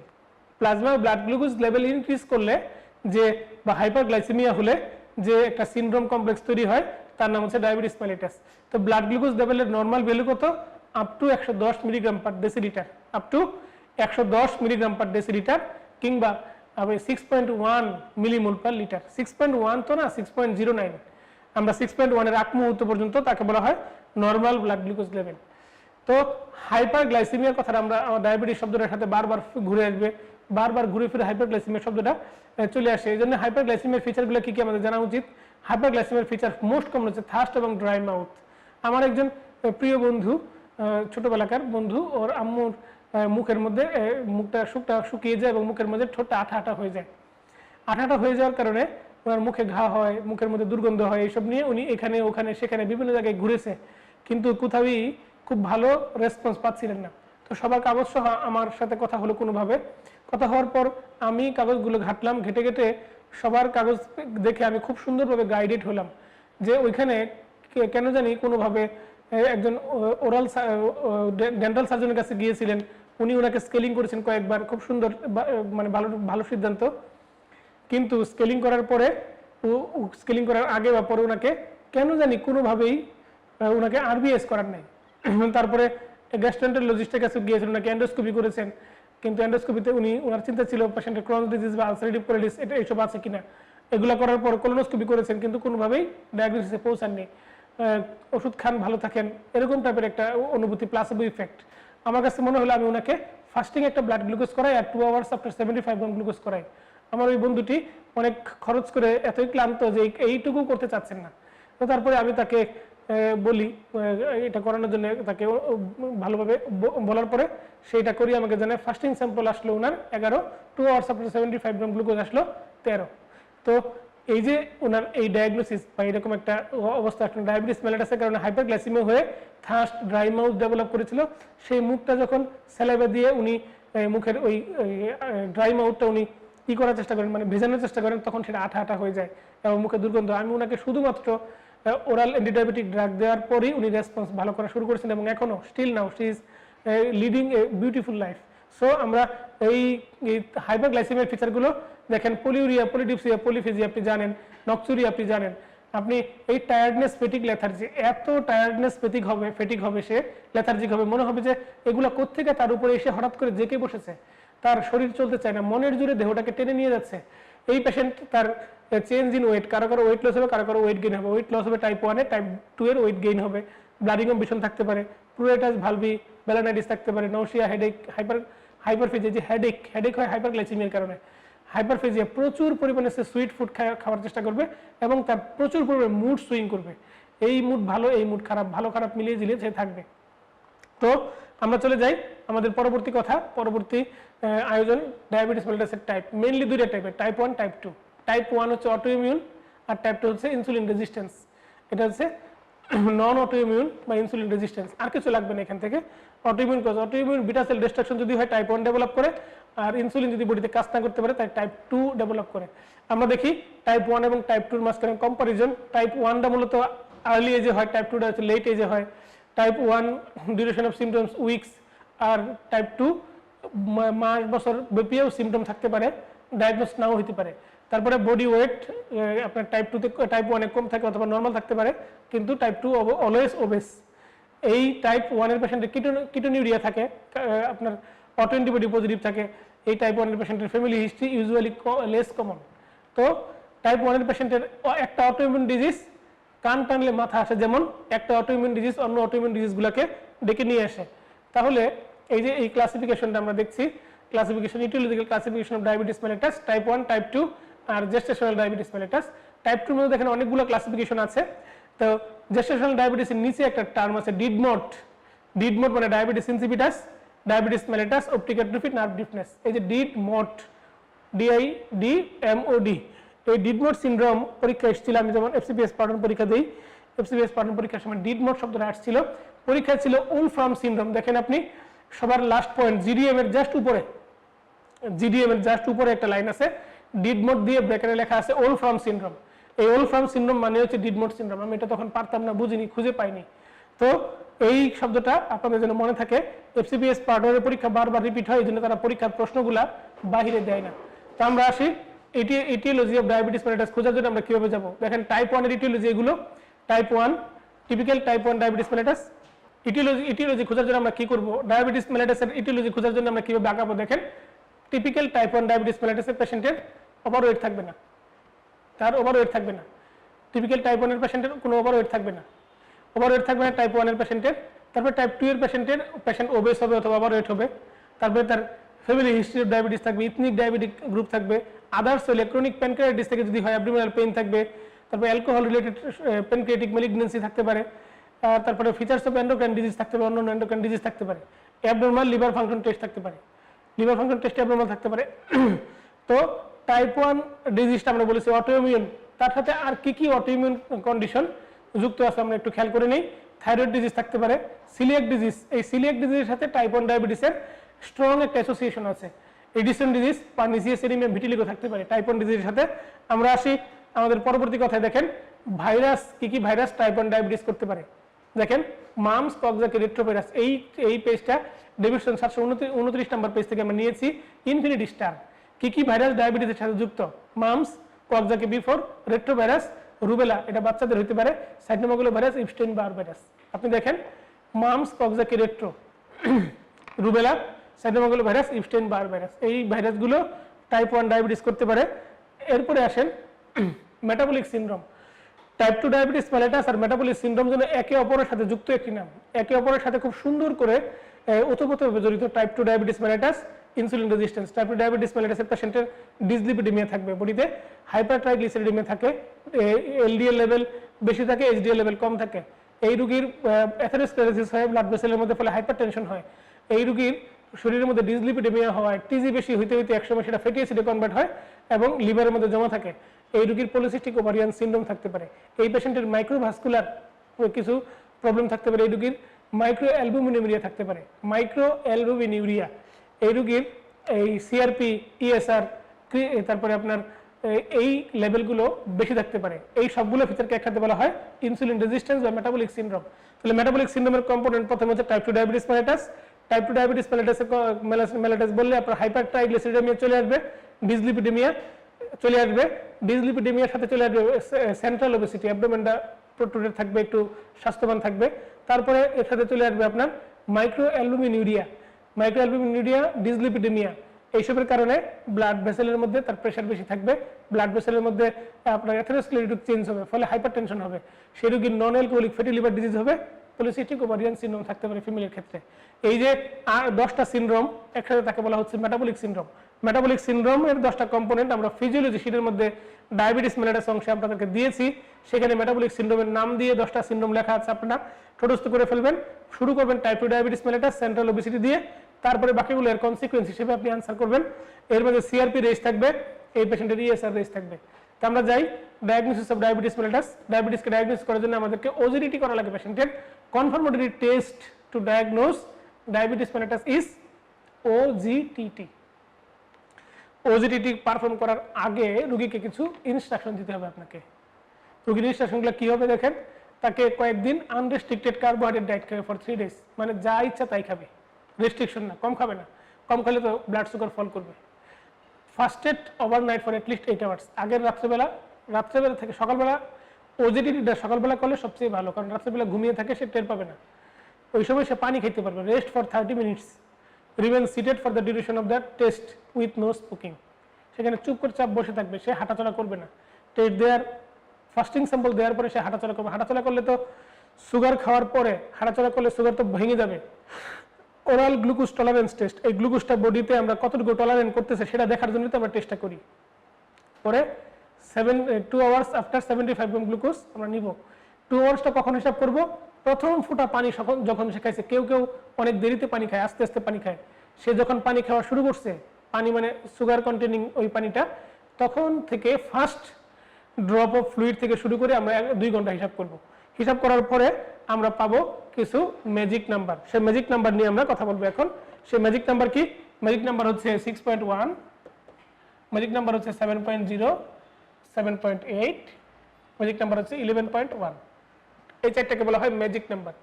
এই চারটার ম্যাজিক নাম্বারের মাধ্যমে আমরা ডায়াবেটিস ডায়াগনোসিস করব। আমরা ডায়াগনোসিস করব প্রি ডায়াবেটিস, আমরা ডায়াগনোসিস করব নরমাল। তাহলে এই 3টা কন্ডিশন, নরমাল, প্রি ডায়াবেটিস, আর প্রি ডায়াবেটিস 2 প্রকার, আইএফজি এবং আইজিটি, আর একটা হচ্ছে ডায়াবেটিস মেলিটাস। তাহলে যদি কারো ব্লাড সুগার 6.1 এর চেয়ে কম হয়, he is normal. Fasting blood sugar 6.1 এর চেয়ে কম হলে সেটা নরমাল। যদি তার ব্লাড সুগার 6.1 থেকে শুরু করে 7 এর মধ্যে থাকে, মানে 6.1 থেকে 6.99,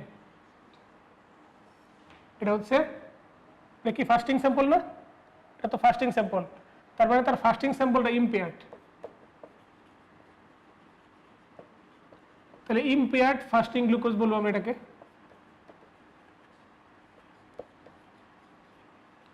ফাস্টিং স্যাম্পলটা ইম্পেয়ার্ড, তাই ইম্পেয়ার্ড ফাস্টিং গ্লুকোজ বলবো। যদি তার এই লেভেলটা 7 টাচ করে ফেলে, 7 টাচ করে, তখন তাকে বলবো আমরা ডিএম। তাহলে 6.1 এর কম হলে আমরা বলবো নরমাল, 6.1 থেকে 6.99 হলে আমরা বলবো ফাস্টিং স্যাম্পলটা ইম্পেয়ার্ড, সুন্দর করে বলবো ইম্পেয়ার্ড ফাস্টিং গ্লুকোজ। 7 টাচ করলে বা তার বেশি হলে আমরা বলবো ডায়াবেটিস মেলিটাস, ফাস্টিং শেষ। এরপরে 2 hours আফটার 75 গ্রাম গ্লুকোজ, এটা যদি 7.8 এর চেয়ে কম হয় নরমাল। 7.8 এর চেয়ে কম হলে কি বলবো? নরমাল। এটা যদি 7.8 থেকে 11.1 এর মাঝামাঝি থাকে, এই দুটার মাঝামাঝি, মানে 7.8 থেকে 11.09 এটাকে বলে গ্লুকোজ টলারেন্স ইম্পেয়ার্ড। তাহলে ইম্পেয়ার্ড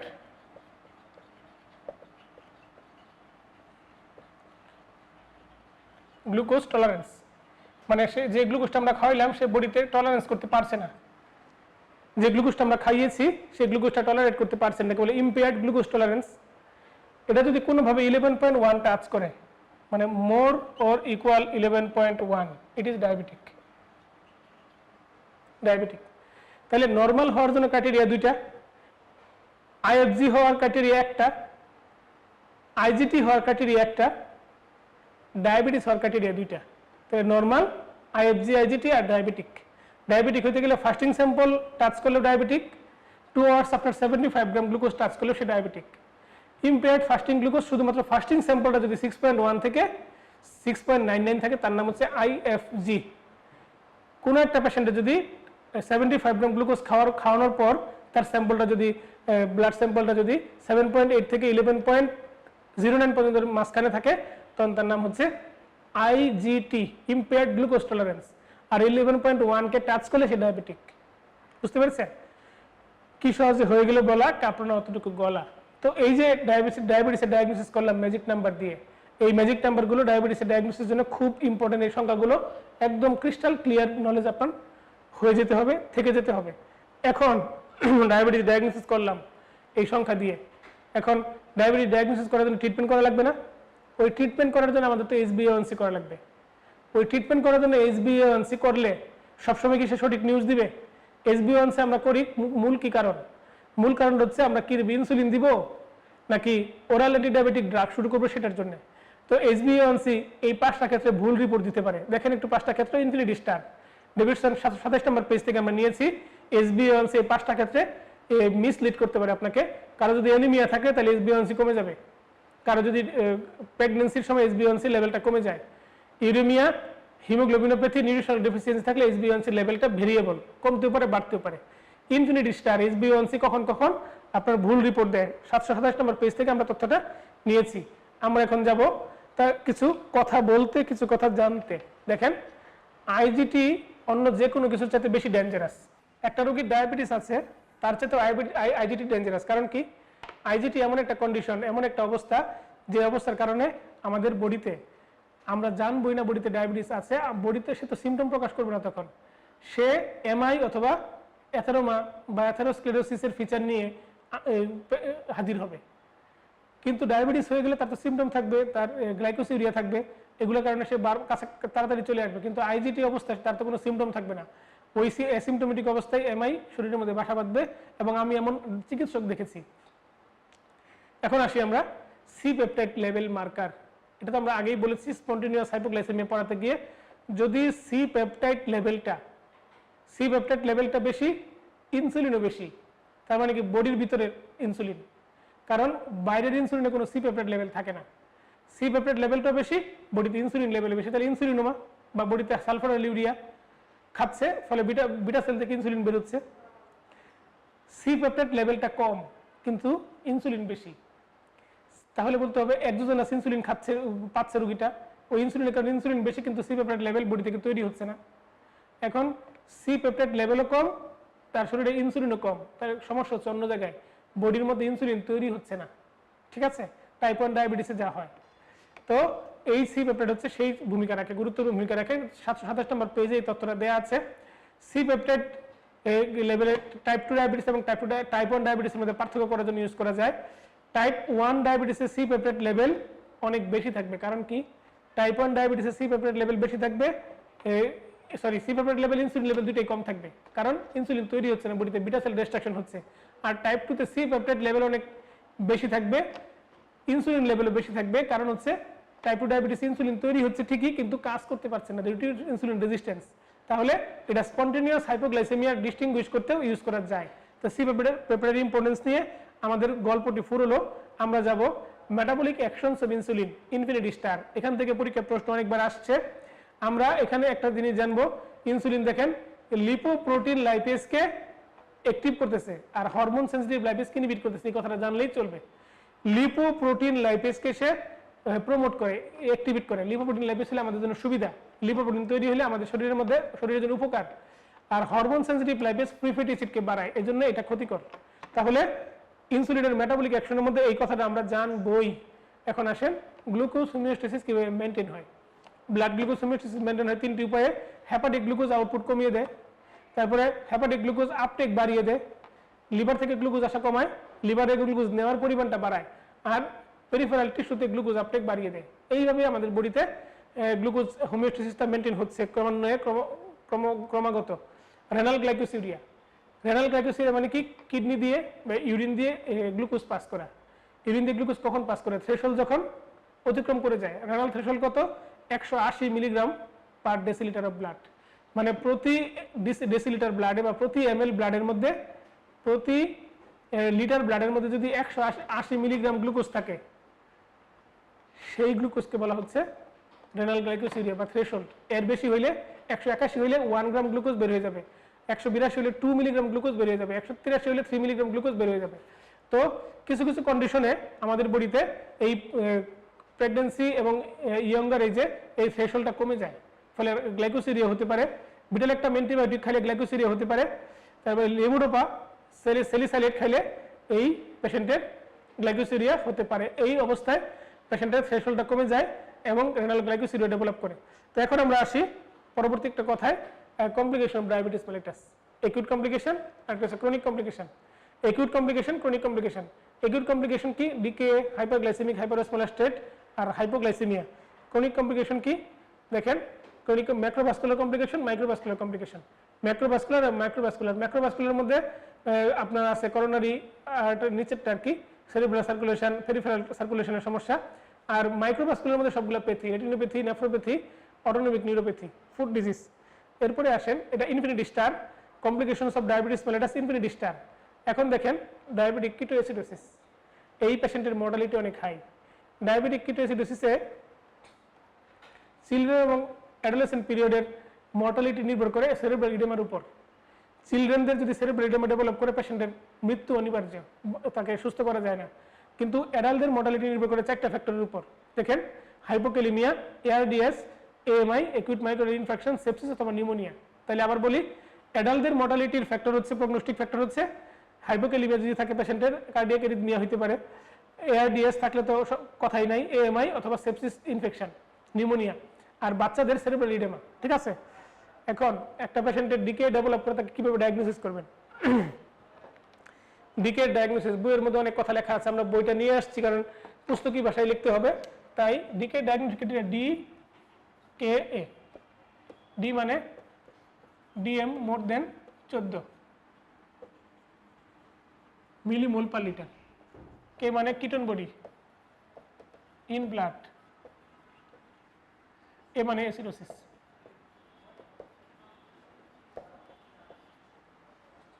ঠিক আছে, কে মানে কিটোন বডি ইন ব্লাড। কে মানে কিন্তু কামাল ভাই না।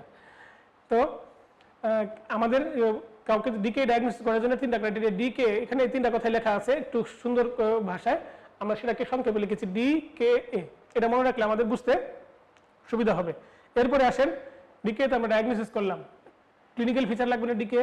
দেখেন সিমটমগুলো হবে, পলিউরিয়া হবে, প্রচুর করে সুগার বেড়ে গেছে না, পলিউরিয়া হবে, থার্স্ট হবে, ওয়েট লস হবে, কারণ ইনসুলিন নাই বডিতে, বডিতে ক্যাটাবলিক স্টেজে চলে যায়, বডিতে স্ট্রেসফুল কন্ডিশনে চলে যায়, উইকনেস থাকবে বডিতে, ইনসুলিন ঠিকমতো কাজ করতে পারছে না, ফলে সুগার ঘুরে বেড়াচ্ছে, ফলে সেলের ভিতরে ঢুকতে পারছে না, লেগ ক্রাম্প, পায়ে কামড়াকামড়ি করবে, ব্লাড ভিশন, অ্যাবডোমিনাল পেইন হবে।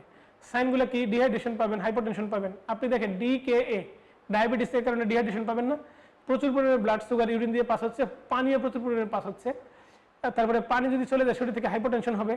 এই পেশেন্টের হাইপারটেনশন হলে পেরিফেরাল সার্কুলেশনে ফ্লুইড কমে যাবে, কোল্ড এক্সট্রিমিটি হবে। কারো ডিহাইড্রেশন হলে সেই পেশেন্টের টেকিকার্ডিয়া হয়। তাহলে ডিহাইড্রেশন যে কতগুলো কথা। এই পেশেন্টের এয়ার হাঙ্গার হবে, কিটোন ব্রেথ হবে, কুস্মল ব্রিদিং হবে, স্মেল অফ এসিটোন থাকবে, হাইপোথার্মিয়া থাকবে, ডেলিরিয়াম, ড্রাউজিনেস এবং কোমা থাকতে পারে। ডায়াবেটিক কিটোসিডোসিসের ফিচারটা 2টা স্টার দিবেন, 2 স্টার্স। এরপরে আসেন আমরা যাই, ডিকে এর পেশেন্টের কতটুকু ফ্লুইড লস হয়? 6 লিটার ফ্লুইড লস হয়। 6 litre fluid loss, 3 litre extracellular সেলুলার, 3 লিটার ইন্ট্রাসেলুলার। তো এই যে এই 6 লিটার ফ্লুইডের মধ্যে সোডিয়াম 500 মিলিমোল, ক্লোরাইড 400 মিলিমোল আর পটাশিয়াম 350 মিলিমোল লস তার হয়।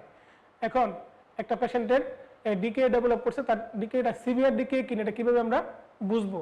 ওই একই রকম ডিকে, ডায়াবেটিক কিটোএসিডোসিস, এসিডোসিসের ফিচার থাকবে অনেকগুলো। দেখেন ডিকে, ডি মানে ডায়াবেটিস হাই, ওইটা আমরা এখানে রাখলাম না। কে দিয়ে দেখি কিটোন বডি, দেখেন প্রথমটা ব্লাড কিটোন মোর দেন 6 মিলিমোল পার লিটার। তারপরে এ মানে এসিডোসিস, এসিডোসিস কি হবে? পিএইচ কমবে না, দেখেন পিএইচ লেস দেন 7। আচ্ছা, পিএইচ কমলে হাইড্রোজেন আয়ন বাড়বে না, হাইড্রোজেন আয়ন দেখেন বাড়ছে। তারপরে বাইকার্বনেট লেভেল দেখেন কমছে। তাহলে এসিডোসিসের পক্ষে যে ফিচারগুলো সেগুলো দেখেন। হাইপোক্যালিমিয়া, এসিডোসিস হলে একটা পেশেন্টের পটাশিয়াম লেভেল কমে যাবে। এসিডোসিসে যদিও পটাশিয়াম কমে না, কিন্তু ডিকেতে কমে, কারণ ইনসুলিন দেওয়ার কারণে। তারপরে দেখেন পেশেন্টের এসিডোসিস বডিতে হইলে বডির মধ্যে হাইপোক্সিয়া হবে, স্যাচুরেশন কমে যাবে। রোগীর বডিতে হাইপোটেনশন হবে, কারণ প্রচুর ডিহাইড্রেশন হয়েছে। হাইপোটেনশনে সবসময় টেকিকার্ডিয়া হয়। তারপরে একটা লেভেলে যাওয়ার পর পেশেন্টের বডিতে কোনো ফ্লুইড না থাকলে ব্রেডিকার্ডিয়া হবে, 60 কম হয়ে যাবে। এই পেশেন্টের কনসাসনেস লেভেলটা অল্টার্ড হবে। তাহলে আমরা কিভাবে এই ইন্ডিকেটরস অফ সিভিয়ার ডিকে মনে রাখবো? ট্রিপল স্টার দেওয়া তথ্য। সিভিয়ার ডিকের এই ইন্ডিকেটরগুলো মনে রাখবো। ডিকেএ, ডি মানে ডায়াবেটিস হাই, কে মানে কিটোন বডি থাকবে মোর দেন 6, এ মানে এসিডোসিস। এসিডোসিসের পক্ষে কি আছে? এসিডোসিসের পক্ষে হচ্ছে আপনার পিএইচ কম থাকবে, বাইকার্বনেট কম থাকবে, হাইড্রোজেন আয়ন বেড়ে যাবে। তারপরে হাইপোক্যালিমিয়া থাকবে, অ্যানায়ন গ্যাপ বাড়বে। তারপরে কি এই পেশেন্টের প্রচুর পরিমাণে ফ্লুইড লস হয়, তার ডিহাইড্রেশন হয়েছে। ডিহাইড্রেশন হওয়ার কারণে টেকিকার্ডিয়া থাকতে পারে, ব্রেডিকার্ডিয়া থাকতে পারে। এই রোগীর শরীরের মধ্যে আমাদের বডি থেকে প্রচুর পরিমাণে পানি বের হয়ে যাওয়ায় পালসের পরিমাণটা কম থাকবে, এবং বডির পেরিফেরি অনেক আপনার পেরিফেরিতে সার্কুলেশন কমে যায়, পারফিউশন কমে যায়, স্যাচুরেশন কমা শুরু হবে, এবং এই রোগীর স্যাচুরেশন কমা শুরু হবে এবং আস্তে আস্তে কনসাসনেসটা ডাউন হতে থাকবে। জিসিএস লেস দেন 12 অথবা এবিপিইউ স্কেল অ্যাবনর্মাল থাকবে। পেশেন্ট অ্যালার্ট থাকবে, ভোকাল কমান্ড ফলো নাও করতে পারে, পেইনফুল স্টিমুলেশন ফলো নাও করতে পারে। তো এই যে সিভিয়ার ডিকে ইন্ডিকেটরগুলো ডিকে দ্বারা মনে রাখবেন। কে মানে কিটোন বডি, এ মানে এসিডোসিস, বাকিগুলো এসিডোসিসের কন্টিনিউশন বা ডিহাইড্রেশনের কন্টিনিউশন।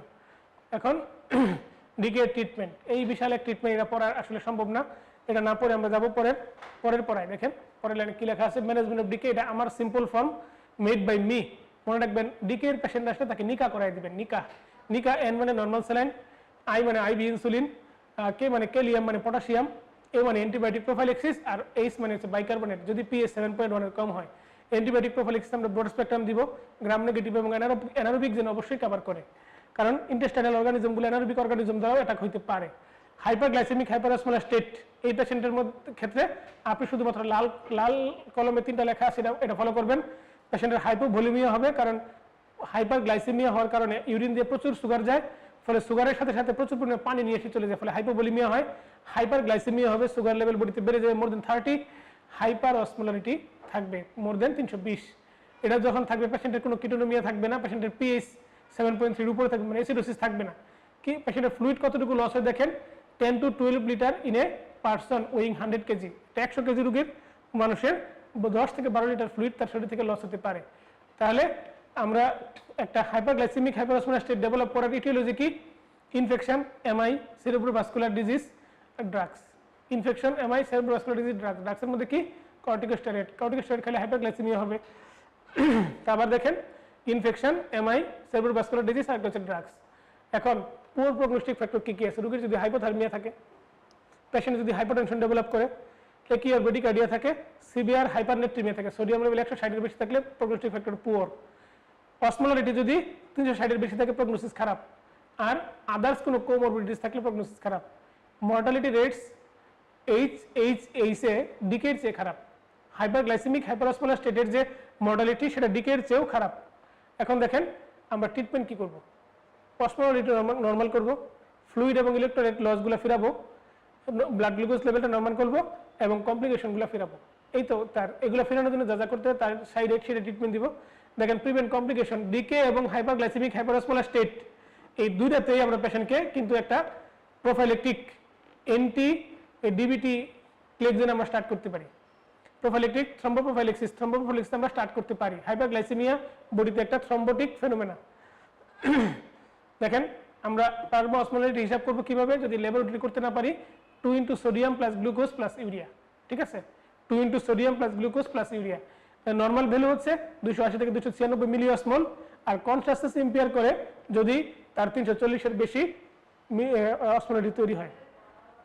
এটা হচ্ছে ট্রিটমেন্ট প্ল্যান, ডিকে এর মতোই ট্রিটমেন্ট প্ল্যান, এখানে শুধু বাইকার্বনেটটা দেওয়া লাগে না আর কি। হাইপোগ্লাইসেমিয়া, এটা ডায়াবেটিস পেশেন্টদের uncommon in people without diabetes.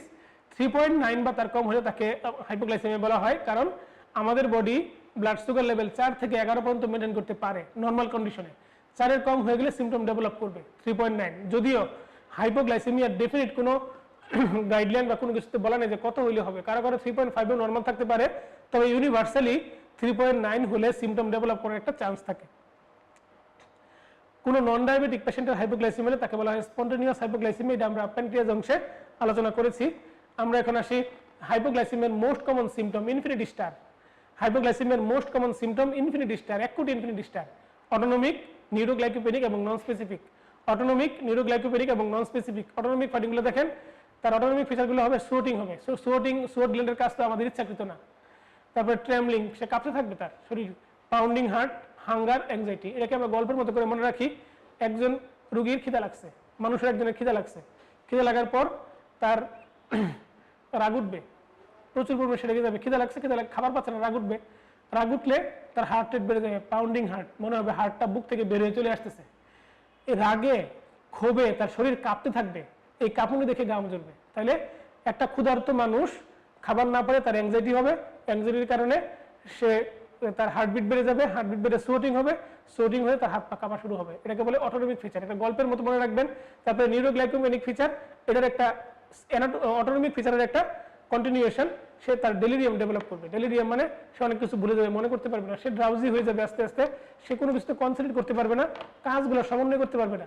Hypoglycemic feature যাকে বলে। ইরিটেবিলিটি, অ্যাঙ্গার তার বাড়তেই থাকবে এবং তার মুখ কথা জড়ায় আসবে। নন স্পেসিফিক, নৌশিয়া, হেডেক, টায়ার্ডনেস থাকবে, খিদা লাগছে, টায়ার্ডনেস থাকবে না, একটু নৌশিয়া ভাব হবে। তো আমরা যাই পরবর্তীতে এই পেশেন্টের, হাইপোগ্লাইসেমিয়ার পেশেন্টের ম্যানেজমেন্ট কীভাবে করবে একটা দেওয়া আছে। সবসময় শুরু করতে বলা হয় লো কনসেন্ট্রেশন সুগার দিয়ে। আপনার 10%-এর বেশিরভাগ খেতে থাকবেন, এর বেশি যাওয়ার দরকার নাই। তবে সিভিয়ার হাইপোগ্লাইসেমিয়া হলে 20% আইভি ডেক্সট্রোজ দেওয়া যেতে পারে, আমরা 25% বাজারে ইউজ করি, তবে 20%, 10% থাকাটা বেশি বেটার, 10%, এবং আস্তে আস্তে আমরা কারেকশন করব। আর যদি এত কিছু না পাওয়া যায়, আইএম গ্লুকাগন দিব, ঠিক আছে? আইএম গ্লুকাগন ঠোঁটের মধ্যে আমরা দিতে পারি, জ্যাম, জেলি, সুগার কন্টেনিং দিতে পারি। এটা হচ্ছে ম্যানেজমেন্ট প্ল্যান। মূল কথা হচ্ছে হাইপোগ্লাইসেমিয়ার ফিচার যদি মাইল্ড টু মডারেট হয়, আমরা মুখে খাওয়ার চিনি দিব, অথবা 5-10% সুগার কন্টেনিং ফ্লুইড দিব। আর যদি সিভিয়ার হাইপোগ্লাইসেমিয়া হয়, তাহলে আমরা পেশেন্টকে 20% সুগারে যেতে পারি, অথবা না হলে আইবি গ্লুকাগন দিতে পারি, অথবা আইএম গ্লুকাগন দিতে পারি। তো ডায়াবেটিস পেশেন্টের মডালিটি, এর মাঝখানের বক্সটা দেখেন, মাঝখানের বক্সটা একটু খেয়াল করেন। সেরেব্রোভাস্কুলার ডিজিজ হয়ে 70% রোগী মারা যায়, সেরেব্রোভাস্কুলার ডিজিজ হয়ে 70% রোগী মারা যায়।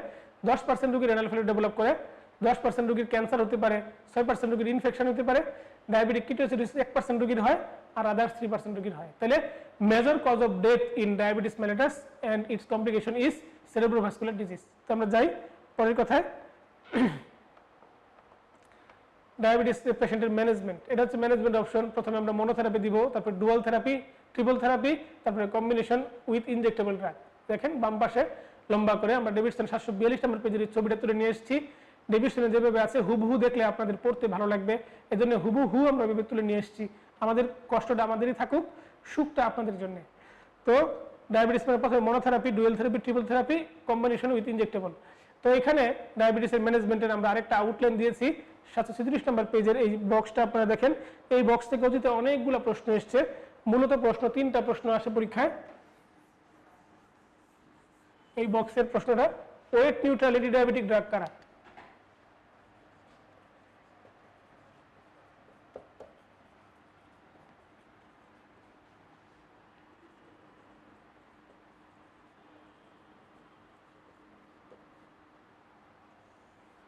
ওয়েট নিউট্রাল মনে রাখবেন, ম্যাটফর্মিন, অ্যাকারবস আর DPP-4 ইনহিবিটর।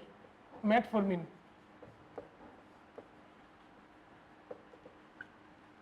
অ্যাকারবস,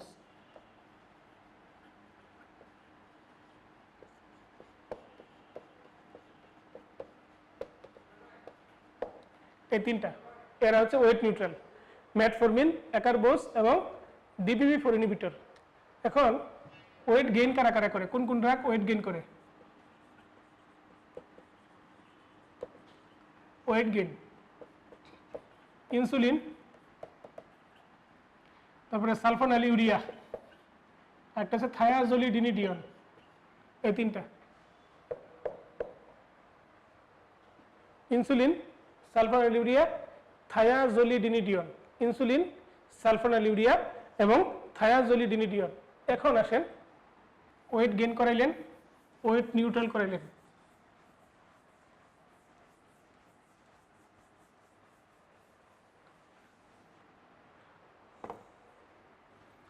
এখন আপনি আসেন পেশেন্টকে, সিকেডি পেশেন্টকে কি management, CKD with DM management কি দিবেন? সবার আগে ইনসুলিন ইন অল স্টেজ, তারপরে ম্যাটফরমিন, ক্রিয়েটিনিন 1.5 পর্যন্ত, পর্যন্ত।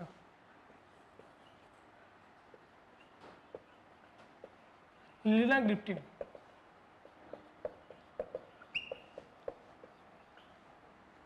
ক্রিয়েটিনিন ক্লিয়ারেন্স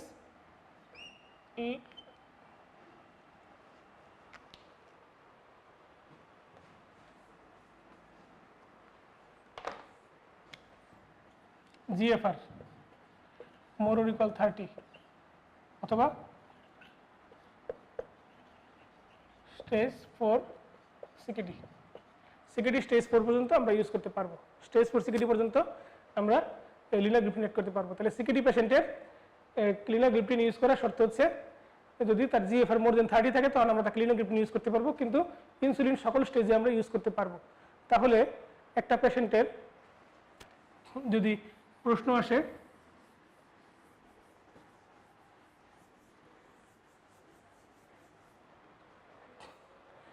ইউগ্লাইসেমিক অ্যান্টিডায়াবেটিক ড্রাগ কারা? ইউগ্লাইসেমিক অ্যান্টিডায়াবেটিক ড্রাগ, ইউগ্লাইসেমিক কারা?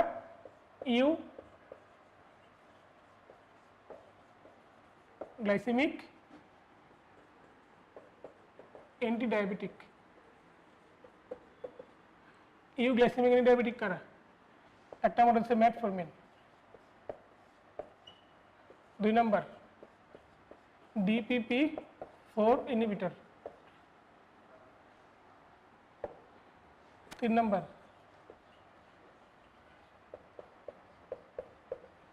Long acting insulin. এই তিনটাকে বলা হয় ইউগ্লাইসেমিক অ্যান্টিডায়াবেটিক ড্রাগ। ইউগ্লাইসেমিক অ্যান্টিডায়াবেটিক ড্রাগ, বুঝতে পারছেন? ইউগ্লাইসেমিক অ্যান্টিডায়াবেটিক ড্রাগ। তাহলে আরেকটা আছে অবশ্য, আমরা বলতে পারি 4 নাম্বারটা, একটা আপনার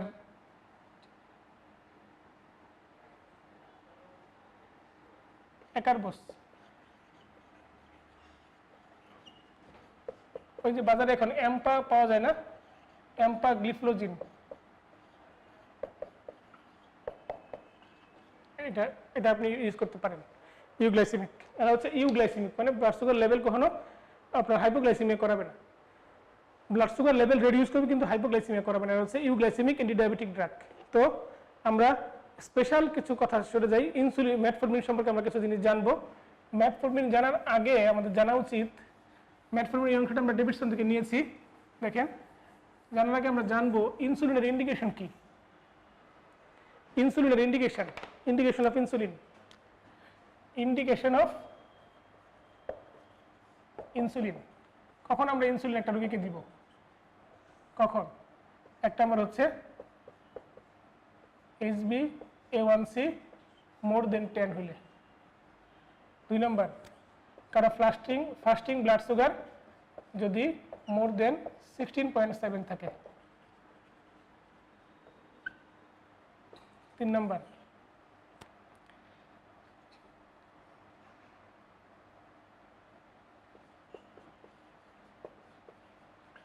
failure of secretagogue কোনো একটা সিক্রেটোকক যদি ফেলিওর হয়, 4 number CKD stage 4, at least stage 4 থেকে ইনসুলিন দেওয়া শুরু করতে হবে।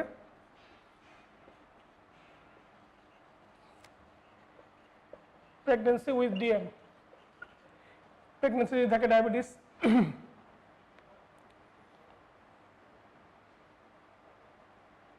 6 নম্বর হচ্ছে critically ill patient with diabetes, critically ill DM patient. এই 6টা হচ্ছে ইন্ডিকেশন, এই 6টা হচ্ছে ইন্ডিকেশন, এই 6টা হচ্ছে একটা রোগীর ইনসুলিনের ইন্ডিকেশন। তাহলে 1 নম্বর কি, HbA1c যদি 10-এর বেশি আমরা ইনসুলিনে যাব, ফাস্টিং ব্লাড সুগার যদি 16.7 এর বেশি হয় তাহলে আমরা ইনসুলিনে যাব। তারপরে দেখেন কোনো একটা সিক্রেটোকক মানে সালফোনিলুরিয়া, গ্লিক্লাজাইড অথবা গ্লিবেনক্লামাইড অথবা গ্লিমনিপাইড যদি ফেল করে, হাইয়েস্ট ডোজ যদি ফেল করে তখন আমরা যাব সিকেডি স্টেজ 4 থেকে আমরা ইনসুলিন দিতেই হবে। প্রেগন্যান্সি উইথ ডায়াবেটিস মেলাটাস ইনসুলিন দ্বারা ট্রিটমেন্ট করতে হবে।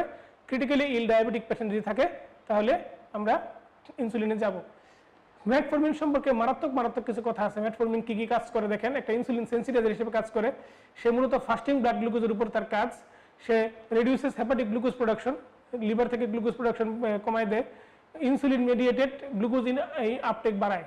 সেই ইনসুলিন সেন্সিটাইজার যেহেতু ইনসুলিনকে ঘষা মাজা করে দেয়, সেই ইনসুলিন গিয়ে কাজ করে ব্লাড সুগার লেভেল কমায়।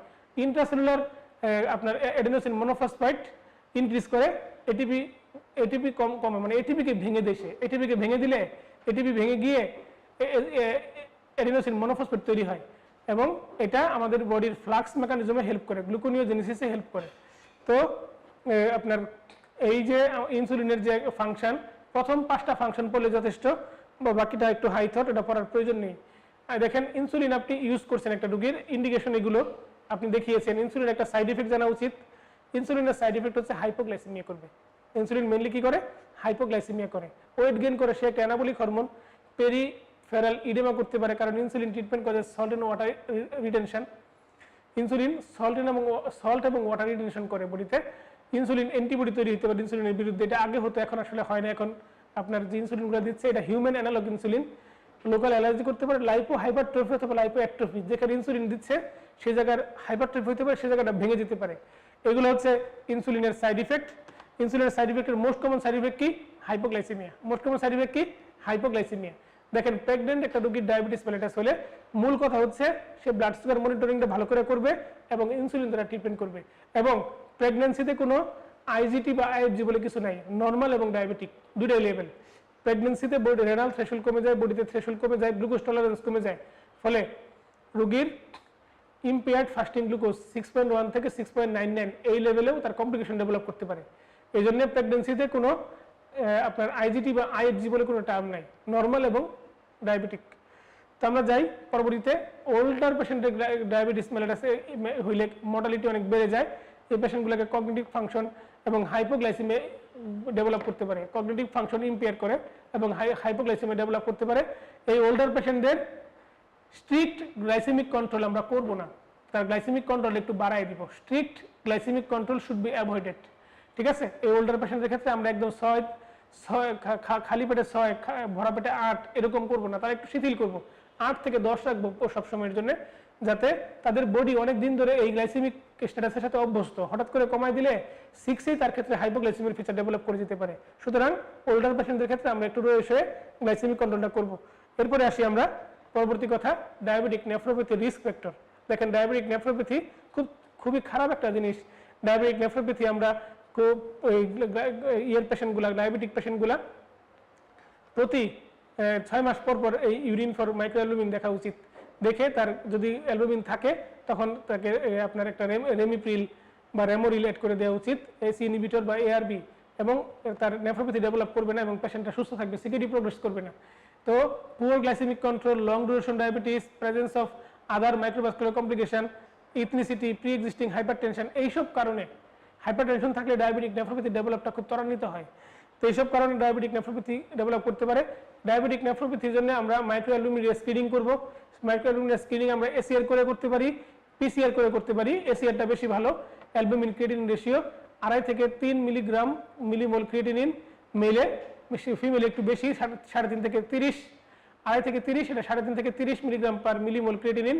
And elevated ACR should be followed by repeat test. যদি কারো বেশি হয় টেস্ট রিপিট করব। ACR যদি 30-এর বেশি হয় এটাকে ওভার্ট নেফ্রোপ্যাথি বলে। ACR যদি 30-এর বেশি হয় তাকে ওভার্ট নেফ্রোপ্যাথি বলে।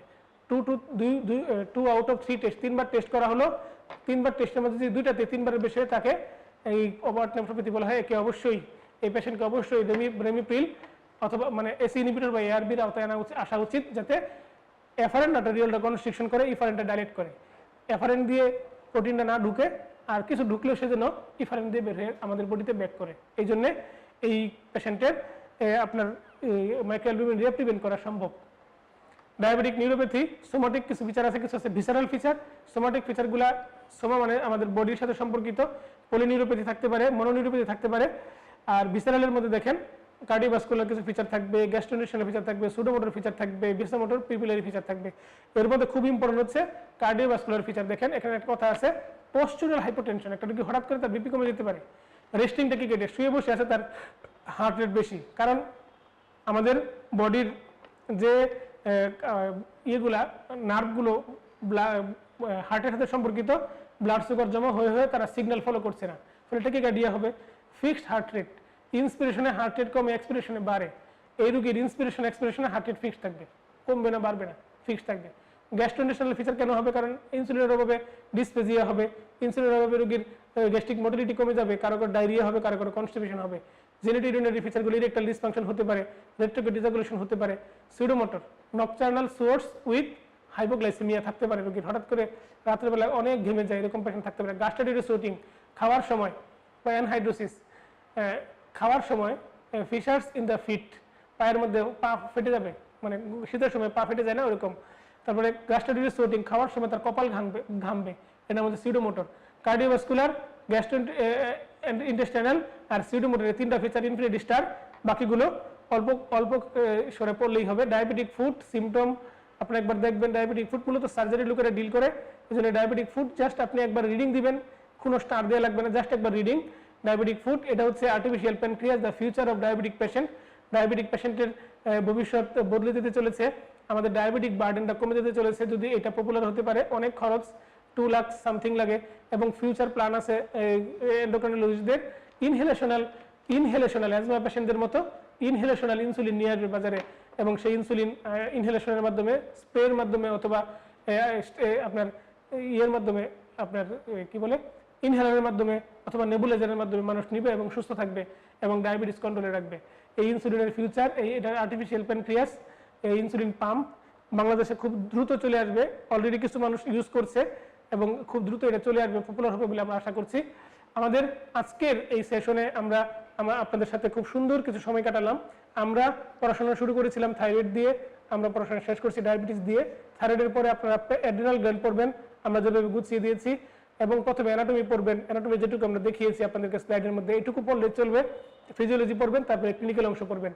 আর এরপরে এই পড়াশোনা কমপ্লিট করার পর আরেকবার আমাদের এই পেজটা, সিলেবাসটা, এই বইটা রিভিশন দিবেন। যদি শীট থাকে শীট না থাকলে চলবে, আমরা তো প্রতিটা পেজে আমরা ডেভিডসনের রেফারেন্স দিয়েছি। আপনারা যাতে এই ক্লাসের মাধ্যমে বইটাকে দাগিয়ে ফেলতে পারেন, এই বই সেই ব্যবস্থা করে আমরা আজকে আমাদের কষ্ট আমাদের কাঁধে নিয়ে আপনাদের জন্য সুন্দর হাসি মুখ উপহার দেওয়ার জন্য এই আয়োজন। এই দ্বিতীয়বার রিভিশন দেওয়ার পর আপনি কোশ্চেন সলভ করবেন, শীটের পিছনে কোশ্চেনগুলো, তারপরে কোশ্চেন সলভ করে আপনি অ্যাটলিস্ট 100টা MCQ from MRCP past medicine অথবা পাস্ট টেস্ট বই থেকে সলভ করবেন। সফলতা আপনারই হবে। সুন্দর একটা আগামী প্রত্যাশায় সামনে যে কোনো পরীক্ষা যেন আপনার কাছে প্রশ্ন অসহায় হয়ে যায়। এফসিপিএস পার্ট 2 পরীক্ষায়, পেপার 2 পরীক্ষায়, পার্ট 1 পেপার 2 পরীক্ষায় এন্ডোক্রাইনোলজি অংশটা এবং অন্য সকল অংশই আপনার কাছে খুবই খুবই মাথা নিচু করে দাঁড়িয়ে থাকুক, প্রশ্ন আপনার কাছে হোক অসহায়। এই আশাবাদ, এই ভালোবাসা, এই সুবাতাস ব্যক্ত করে টিউলিপের শুভেচ্ছা জানিয়ে, দেখেন একটা টিউলিপ, রক্তিম টিউলিপ। এই টিউলিপ রক্তিম হয় কখন? যখন টিউলিপকে ব্যাকটেরিয়া ইনফেকশন করে। তো মাইক্রোবায়োলজি ক্লাসে স্বাগতম। ধন্যবাদ সবাইকে, আপনাদের জন্য অসংখ্য ভালোবাসা থাকলো। আসসালামু আলাইকুম।